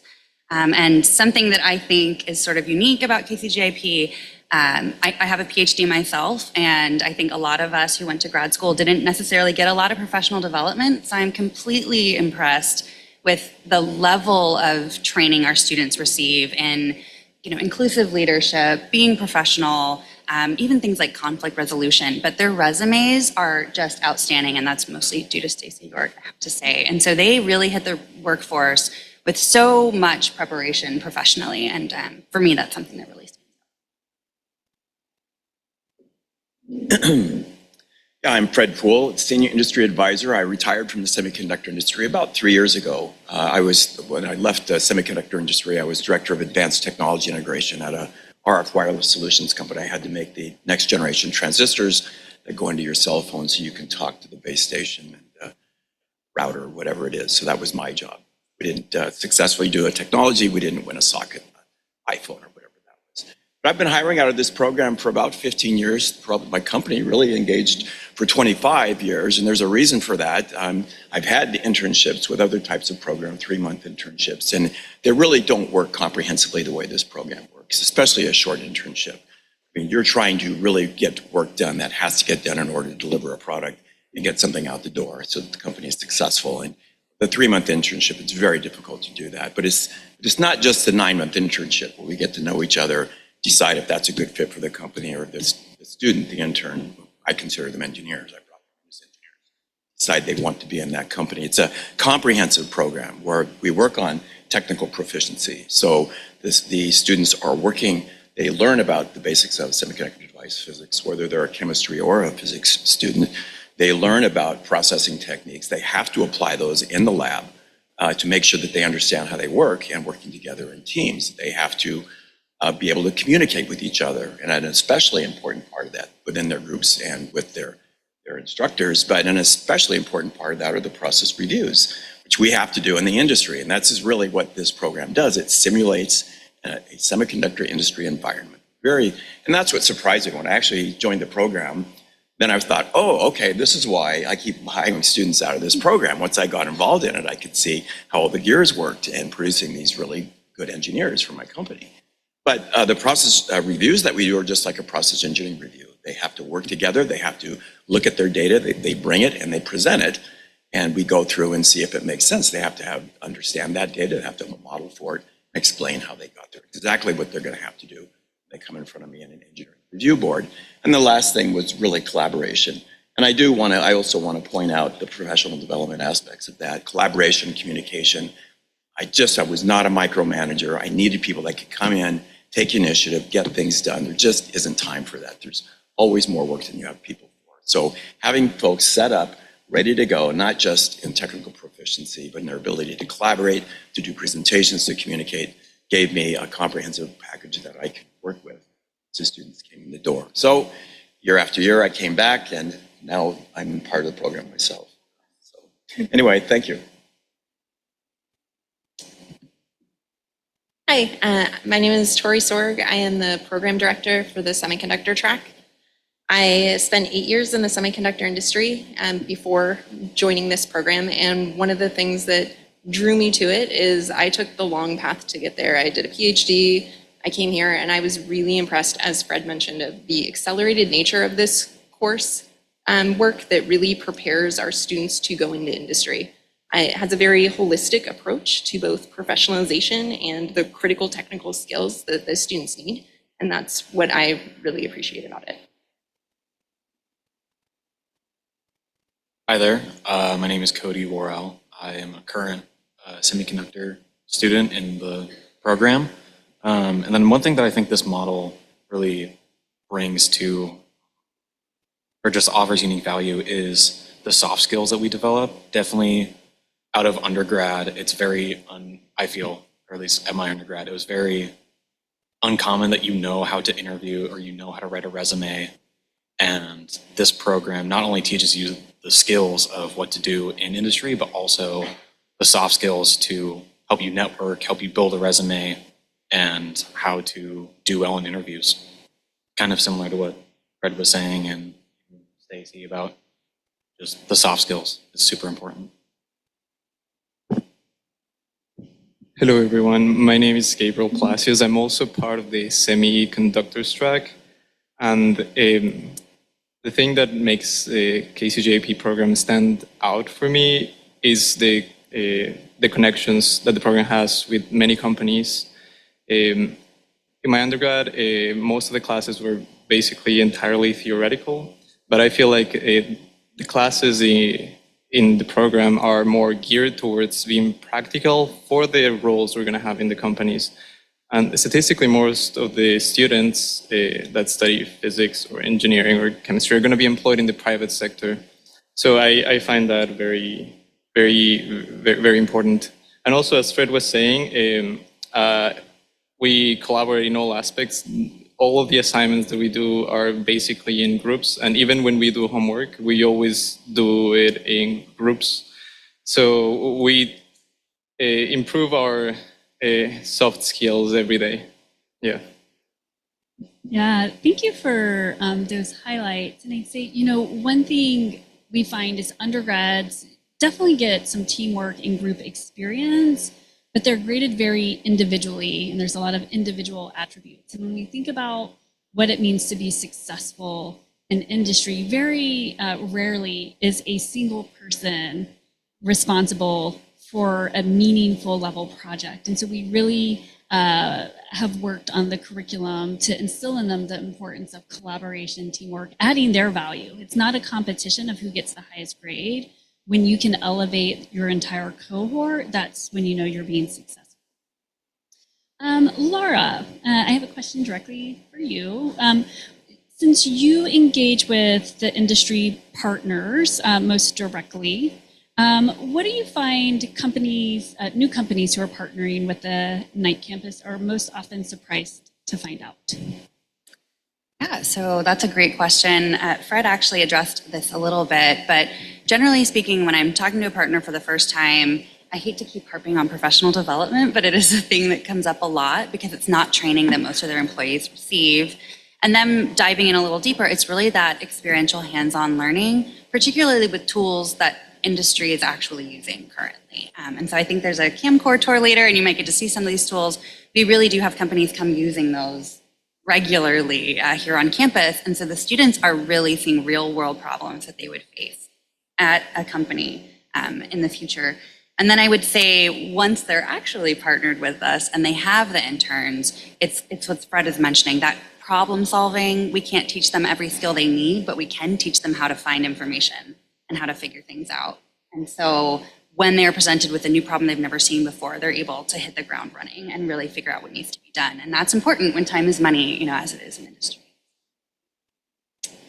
To Cody and Gabriel, graduate school is a big decision.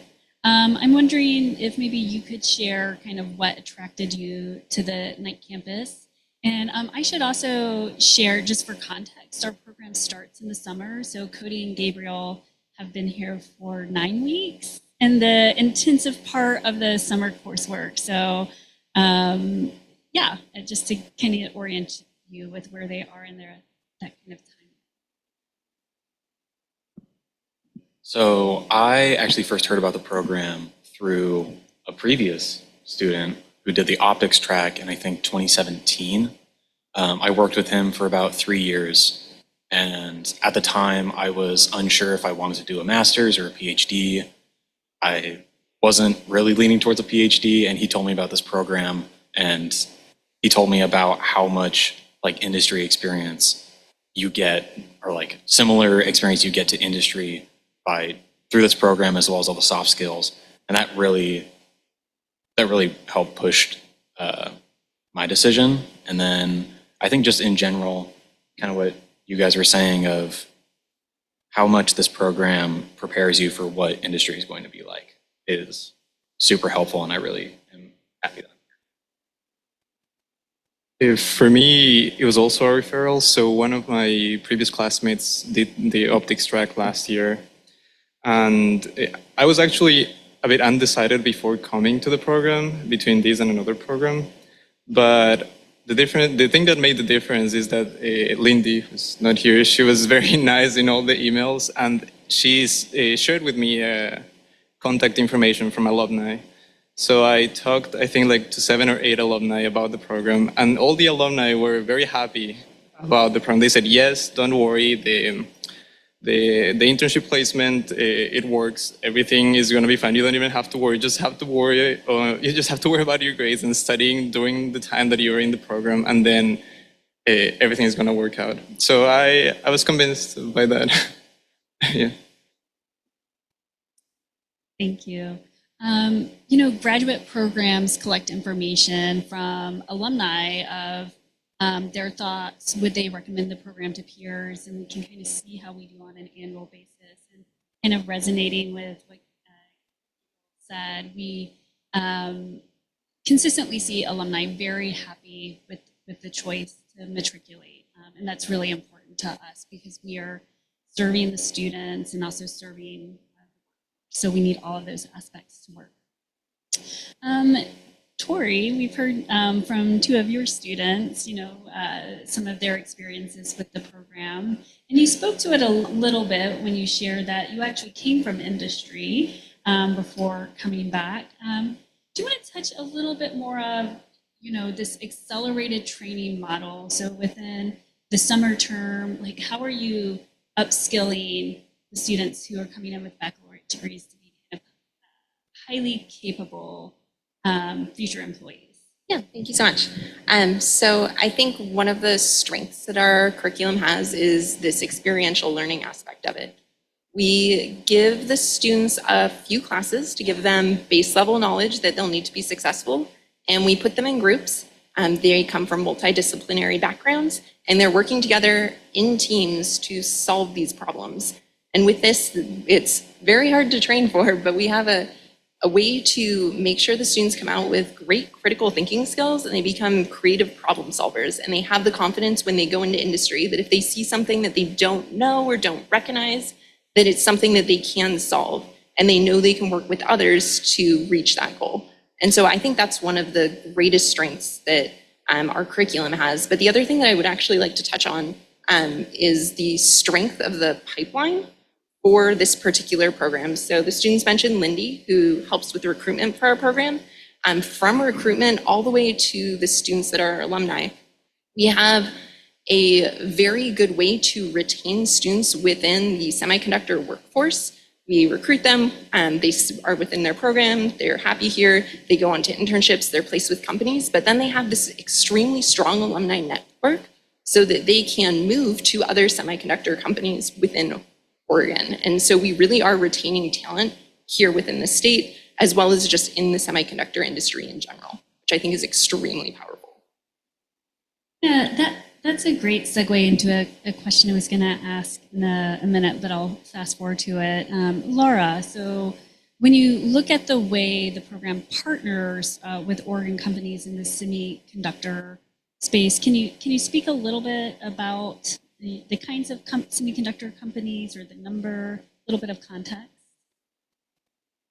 Sure. Yeah. So we partner with a lot of different kinds of semiconductor companies, not just fabs, small and large, chip and fabrication facilities, but also companies that make tools that are used in the semiconductor industry, metrology companies who are analyzing chips that are being manufactured, things like that. And right now we have about 25 companies that have hired interns in the semiconductor industry in the past few years. And we've mentioned the semiconductor track a lot. It's probably the most obvious one. But as Stacy mentioned, about 2/3 of our optics students also end up in the semiconductor industry, as well as our polymers and sensor students. So all of our materials tracks do align with the semiconductor industry in one way or another, because there's just really big variety of roles. I got a little bit off topic there. So, but one thing that we have been noticing, there are all these projections for semiconductor workforce shortage, as people know. And so we've really been scaling our program. We went from 18 semiconductor students last year to 24 this year, which is a third increase.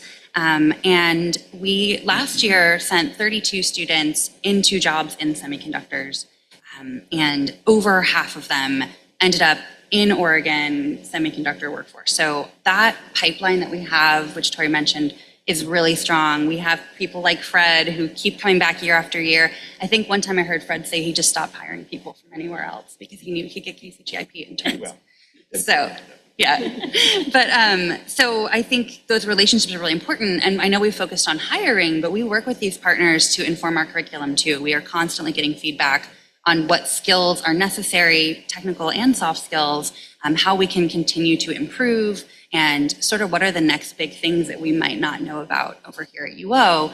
And so people like Tori and Fred are really integral in collecting that data and figuring out how we can keep using that to improve and meet those workforce needs.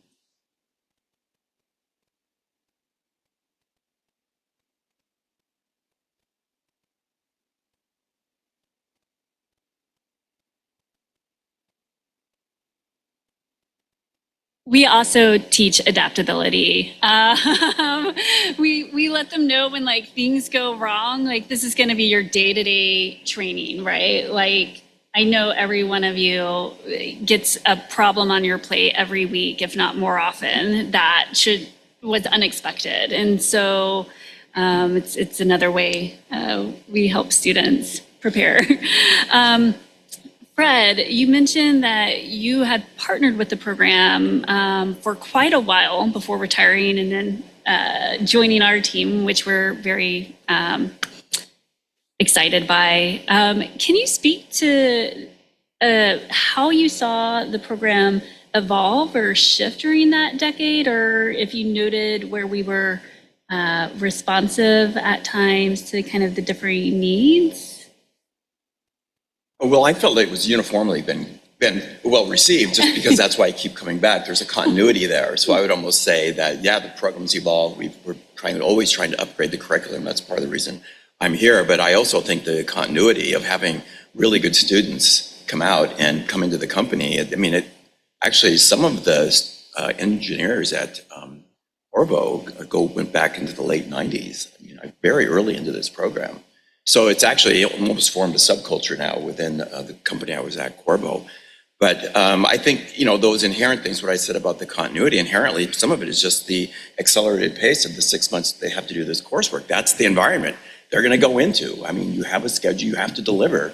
And so there isn't always that sense of urgency that has to happen. And then just going into things, I hadn't attended the process reviews before, but as an example, when very early in the program, they had to grow an oxide, and each group had to do that, and they had to get up and present their data, and they were getting different results. There's a lot of things that go into growing an oxide. You flow the gases, the moisture, the heat, what tubes they're using.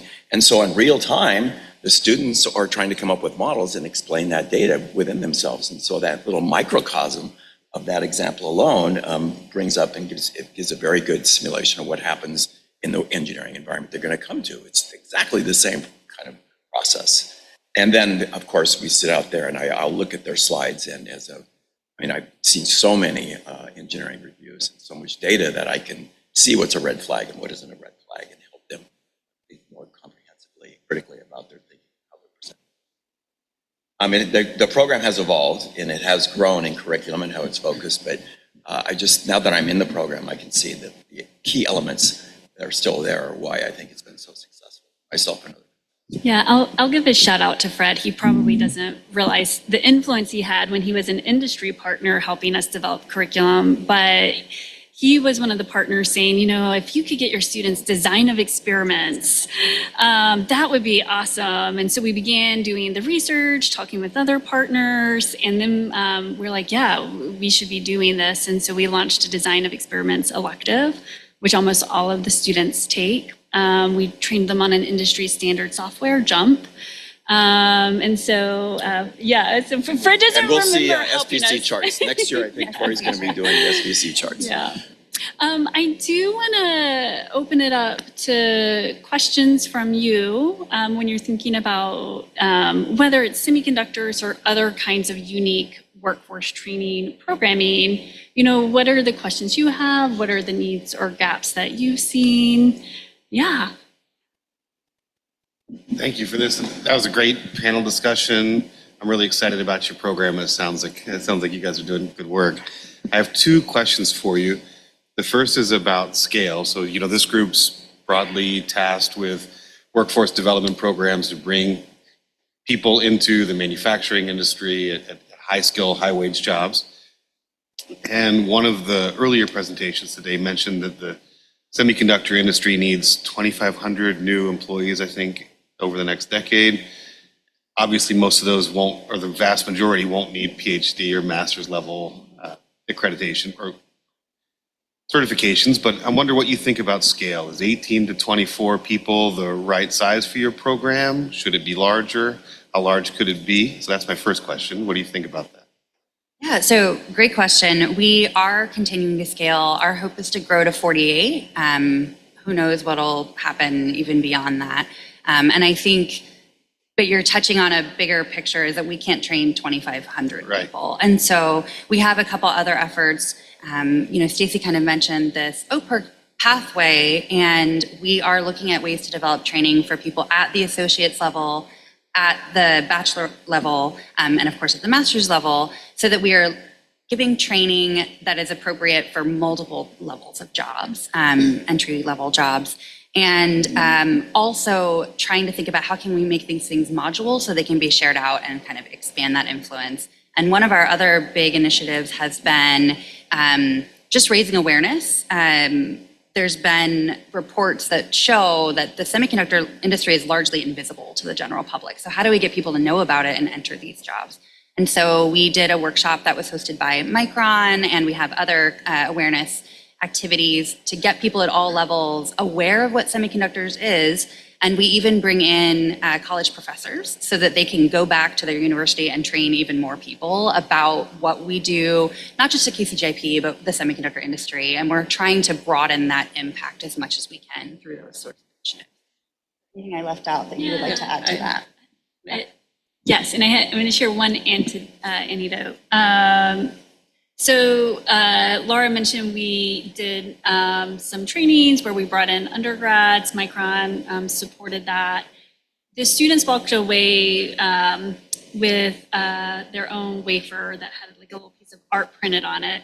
And I found out that that student who went to Lane Community College went back and in all of his science classrooms was showing everyone the semiconductor wafer.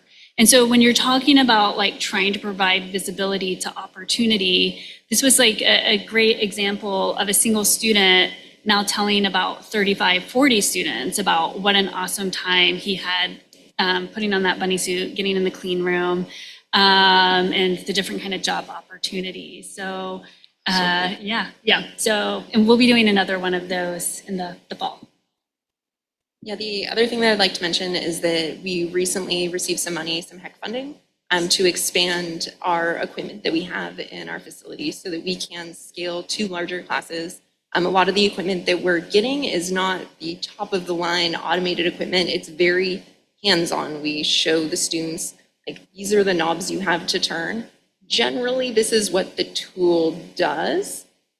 Up to you to figure it out, what's the best way to run it and what the best really means. And so we are making investments in this program to make sure that it can be expanded to larger communities. We also have some other programs. We're starting a material science undergraduate program here. And so we're planning to make a lot of our curriculum that we're developing for this program, like Laura was mentioning, modules that can be shared with those other programs as well. There's also some other master's programs that could benefit. And so we do have plans to scale this larger. That's a perfect segue to my second question, which I thought might be a little bit of an unfair question, but maybe it isn't. What other industries do you think are ripe for this model? And yeah, any thoughts on that? So when we look at what tracks, as we call them, we'll develop curricula around, we look for a few things. One, where do we have strong competency within University of Oregon? What is the regional and national need, and are students interested? So if we can find things that meet those three criteria, you can have a sustaining program. One that I wouldn't say is an industry, but something that we're looking at is data science. That certainly goes across many different sectors. So we don't have a data science industry, but we have a high need for data scientists. So that's one that is kind of under development. So I share that. And I'd point to the person directly behind you, Stacy Wagner, for further conversations on that one. Stacy's our Assistant VP of Master's Programs. Yes. And I apologize if you answered this at the beginning. I was probably eating my cookie, but I just want to make sure I understand, at least for chip plants, is the placement of these students generally process engineers, yield engineers, maybe integration engineers? Are there other placements that I'm not seeing? I'll start, and then Tori and maybe even Fred might have additions. Process engineers is the most common role, particularly at the fabrication facilities. But since a lot of our students are also in other roles at tool manufacturers, there's sort of more diversity in terms of failure analysis and quality control and things like that as well. Yeah, additionally, I would say there's some application engineers. Yeah, and equipment engineers. Yes. I mean, some just, I mean, so usually in the fab, there's going to be a division usually between process engineering and equipment engineering. And some of them just really like working on the hardware. So we placed, for instance, at Analog Devices, we placed equipment engineers there. And some of them actually start out in process and may actually bridge that gap. That's an incredible skill to be able to work in process and in engineering. bridge that gap. That's some actually are able to do that and do it very successfully. I think some go into basic research. There are basic research positions that are available.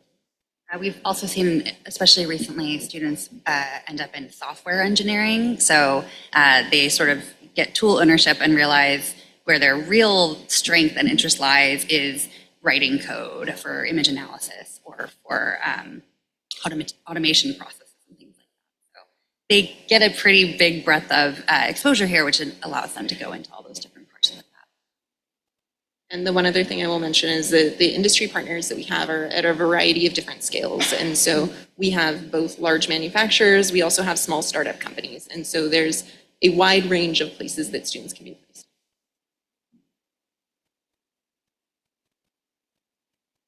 I have a comment, maybe prompting question. One of the things that has really impressed me about this program is the connectivity statewide and the pathways to community college. You talked a little bit about those partnerships, but also the investment in applied research projects. My words, Stacy, you can check me if I'm factually inaccurate, but I talk about that as a way of making students more competitive when they apply for the program. Okay, I'm getting a thumbs up.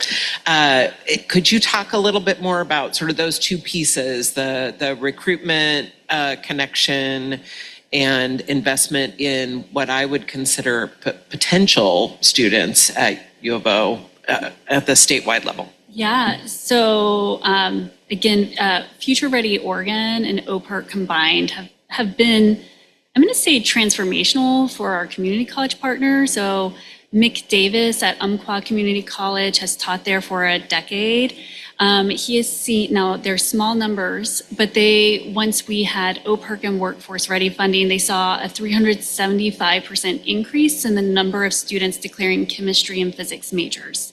So whether those students end up matriculating to UO and coming to the Knight campus or going to OSU or, leaving with their associates, we're getting more people into the STEM workforce through this programming.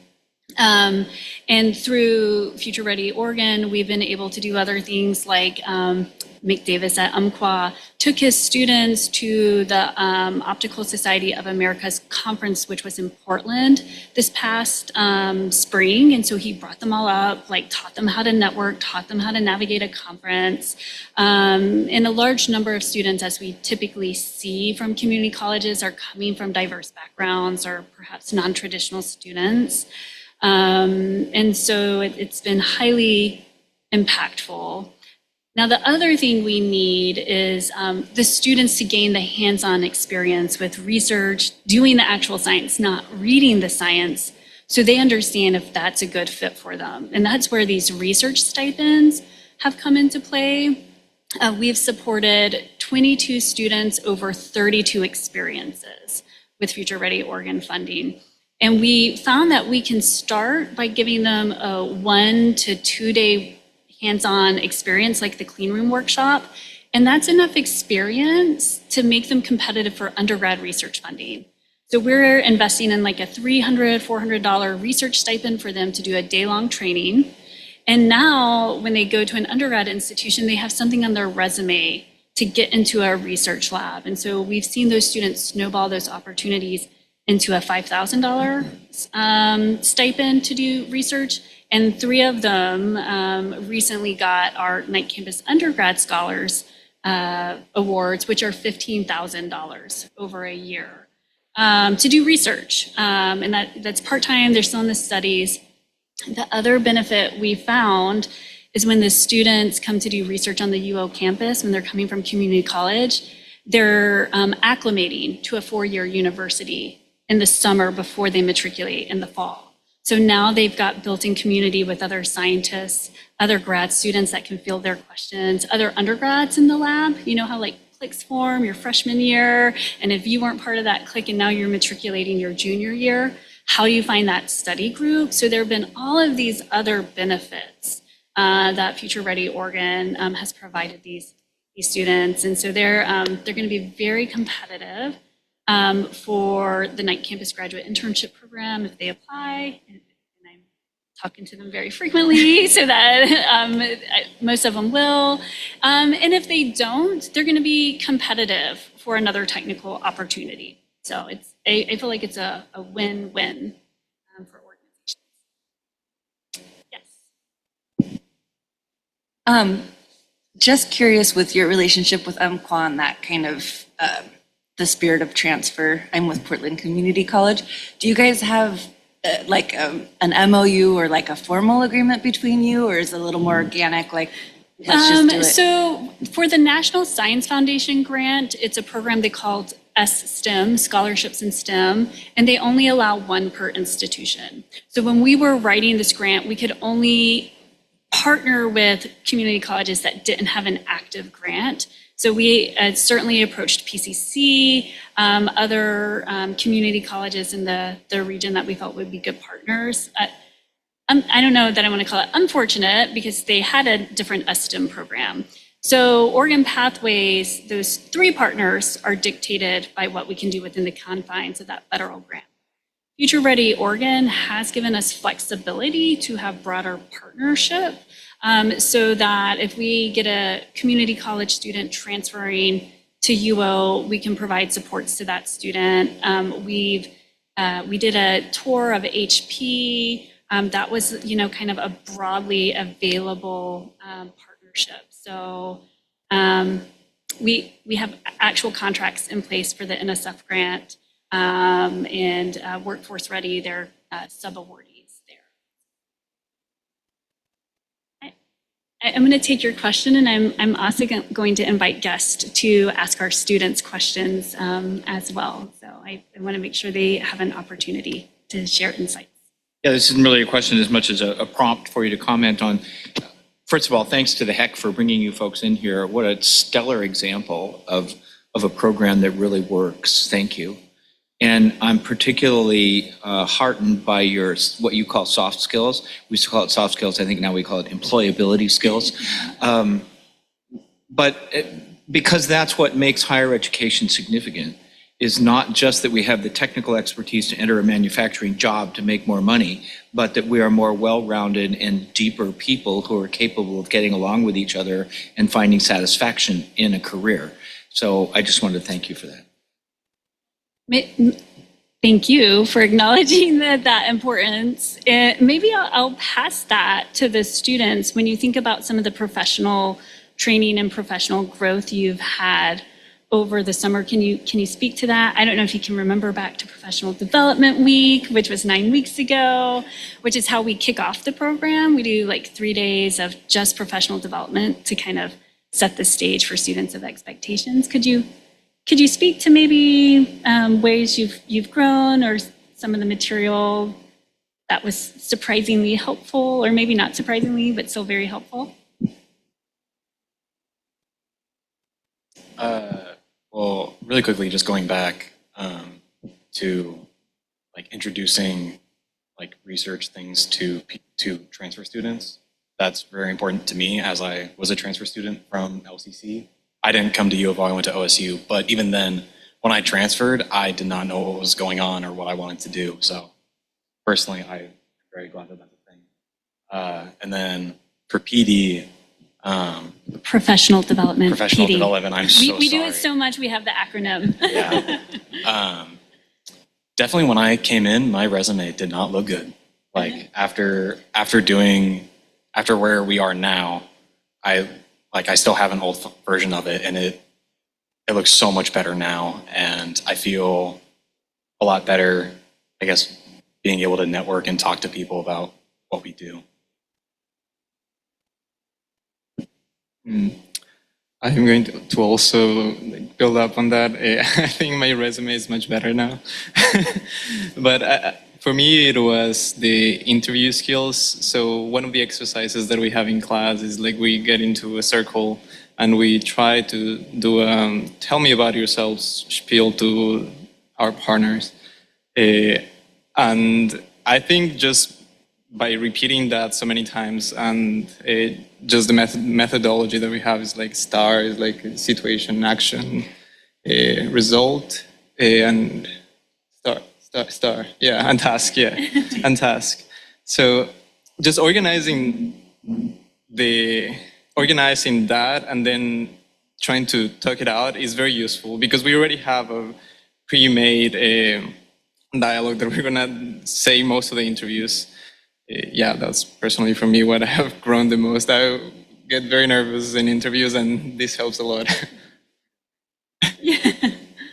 We, as the students talk about having a good resume, what I think is really important for me is helping them see where they bring value, right? Because a resume is really showcasing how you've made an impact. And if you can reflect on how you made an impact in an organization, you can better predict how you're going to show up and impact an organization in the future. And so, a real tangible benefit is that they have a great resume to help them find jobs and interview well. But a future forward thinking benefit is that they know they're showing up with purpose. And what is that purpose going to be? And so I don't know if the two of you knew that was part of the intention when we talk about how to build a resume. It's really thinking about the value you bring. And if I can add to that a bit, the students obviously are very focused on that next step, getting their internship. But as Stacy is talking about being able to figure out what your impact was, where you bring the value, that's helpful when you're giving a presentation, when you're updating your boss, if you're writing a grant for funding, if you're talking to other stakeholders. And so the framing of being able to quickly identify what your impact was and what your goals are and how you met them is really broadly applicable beyond just getting a job, although that is very important too. I am curious to hear from the students. You all obviously just started this program about 9 weeks ago, but as you're navigating through it, our goal is not only to upskill our community, but retain that talent within our community. And so can you discuss some of the variables that you're going to consider as you enter the workforce, whether to stay in Oregon or leave?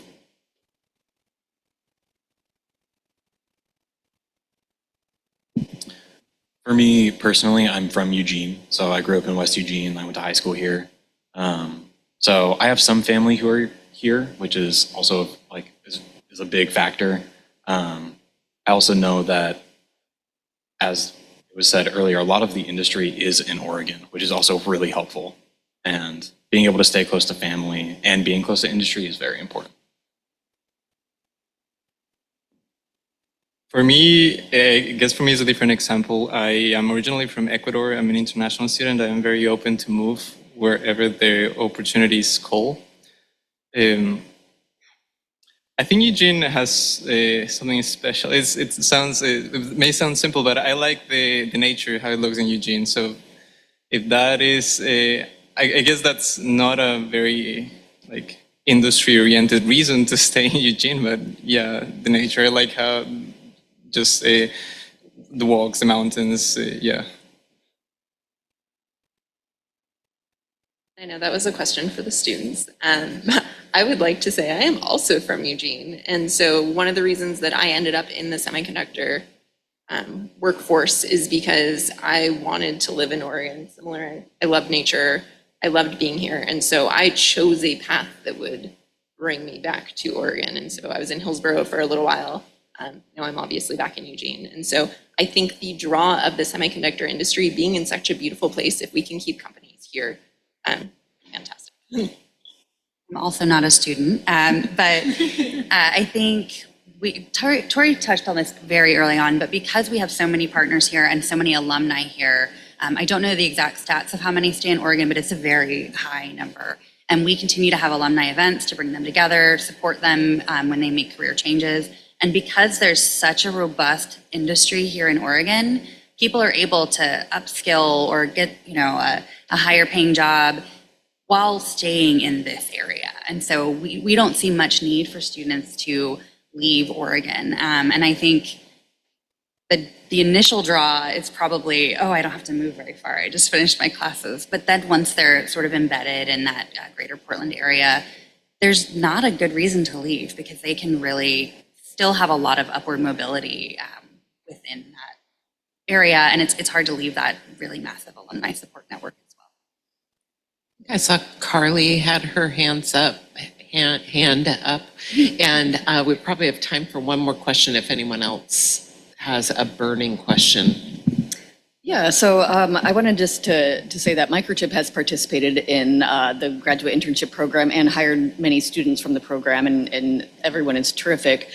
And what's really unique about the program is yes, the employers come and interview the students, but really the students are interviewing the employers. And there have been a number of years where we weren't selected by the students. And so just curious, what types of attributes of employers are the students looking for when you're selecting your internships and making those decisions as to where you're going to go? I can speak to a little bit about that. So we invite companies to interview students, and particularly I'd say 2018 to 2022, we had more companies coming than there were students. 1 year for the semiconductor track, we had about 3 offers per student. And so when we talk about students picking, there have been years where that truly was the case, and other years where it's a little bit more one-to-one based on what the economy in the semiconductor industry specifically is doing.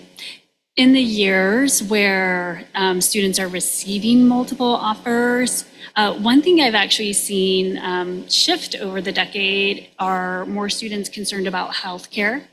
So some companies offer healthcare, others don't. And if a student needs healthcare, they're going to choose the company that offers that. Location, being in the greater Portland area, if a student has the opportunity to go where a lot of their peers are going so that they can share housing and just have built-in community,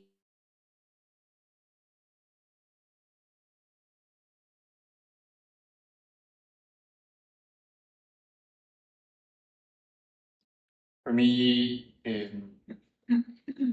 a work-life balance, but mostly it's how my work is going to support the company as a whole, and ideally it's be doing something I'm very passionate about. So I would like to be involved in the core, like knowing what the company does and passionate about the science specific of the company. Like what is, if I know the final goal, how am I passionate about the specific science and how this science is going to be useful to achieve the final goal.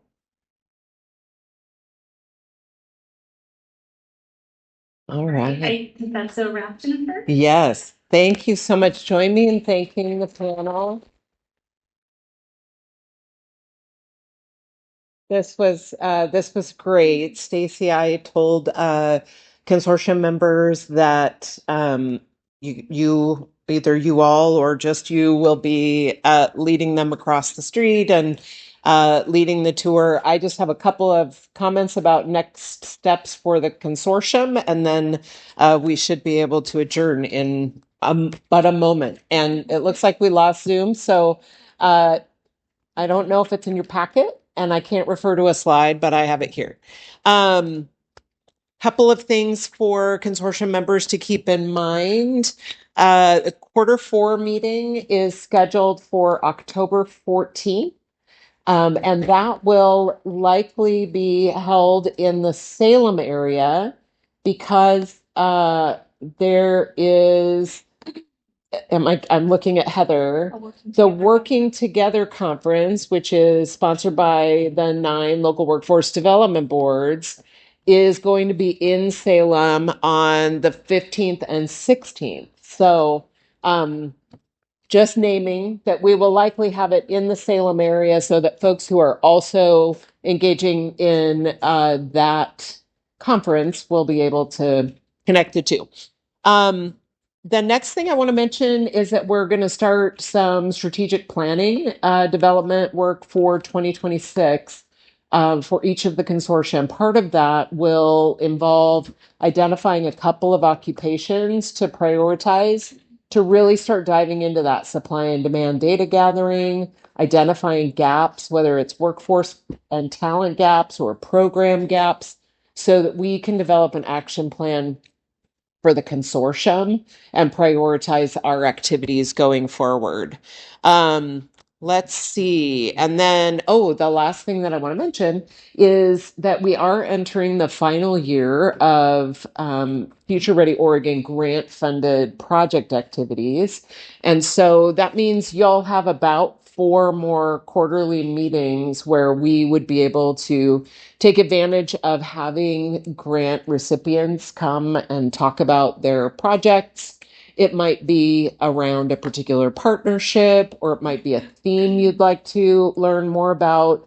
You may remember that I think it was 2 quarters ago, we provided you with a list of all of the grant-funded projects in the manufacturing sector and some emerging themes around those.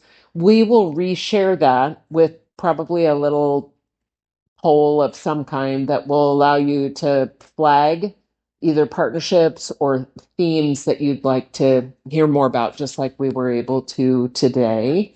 So I think that is it in terms of next steps. I didn't get a chance to introduce any of the HEC team, but thank you all for being here. I do want to draw particular attention to the center of the table across from me. Elaine Collins, you can wave, is the new grant administrator for the Workforce Ready Grants manufacturing portfolio. So she will be taking over that portfolio of grant projects and can help us connect to those opportunities. And then that also reminds me that we are in the final stages of interviewing for your next strategist. And so that final round of interviews will be this week. So I am hoping that by your Q4 meeting, we'll be able to introduce you to your your next manufacturing strategist as well. Excellent. Any questions about next steps? Okay, otherwise, I think you probably have about 5 minutes to collect your things, use the restroom, grab water or coffee, and just meet Stacy here to head out on the tour. And I just want to thank everybody for your time today. Enjoy the rest of your day in Eugene and safe travels. Thanks, Jennifer. Thank you.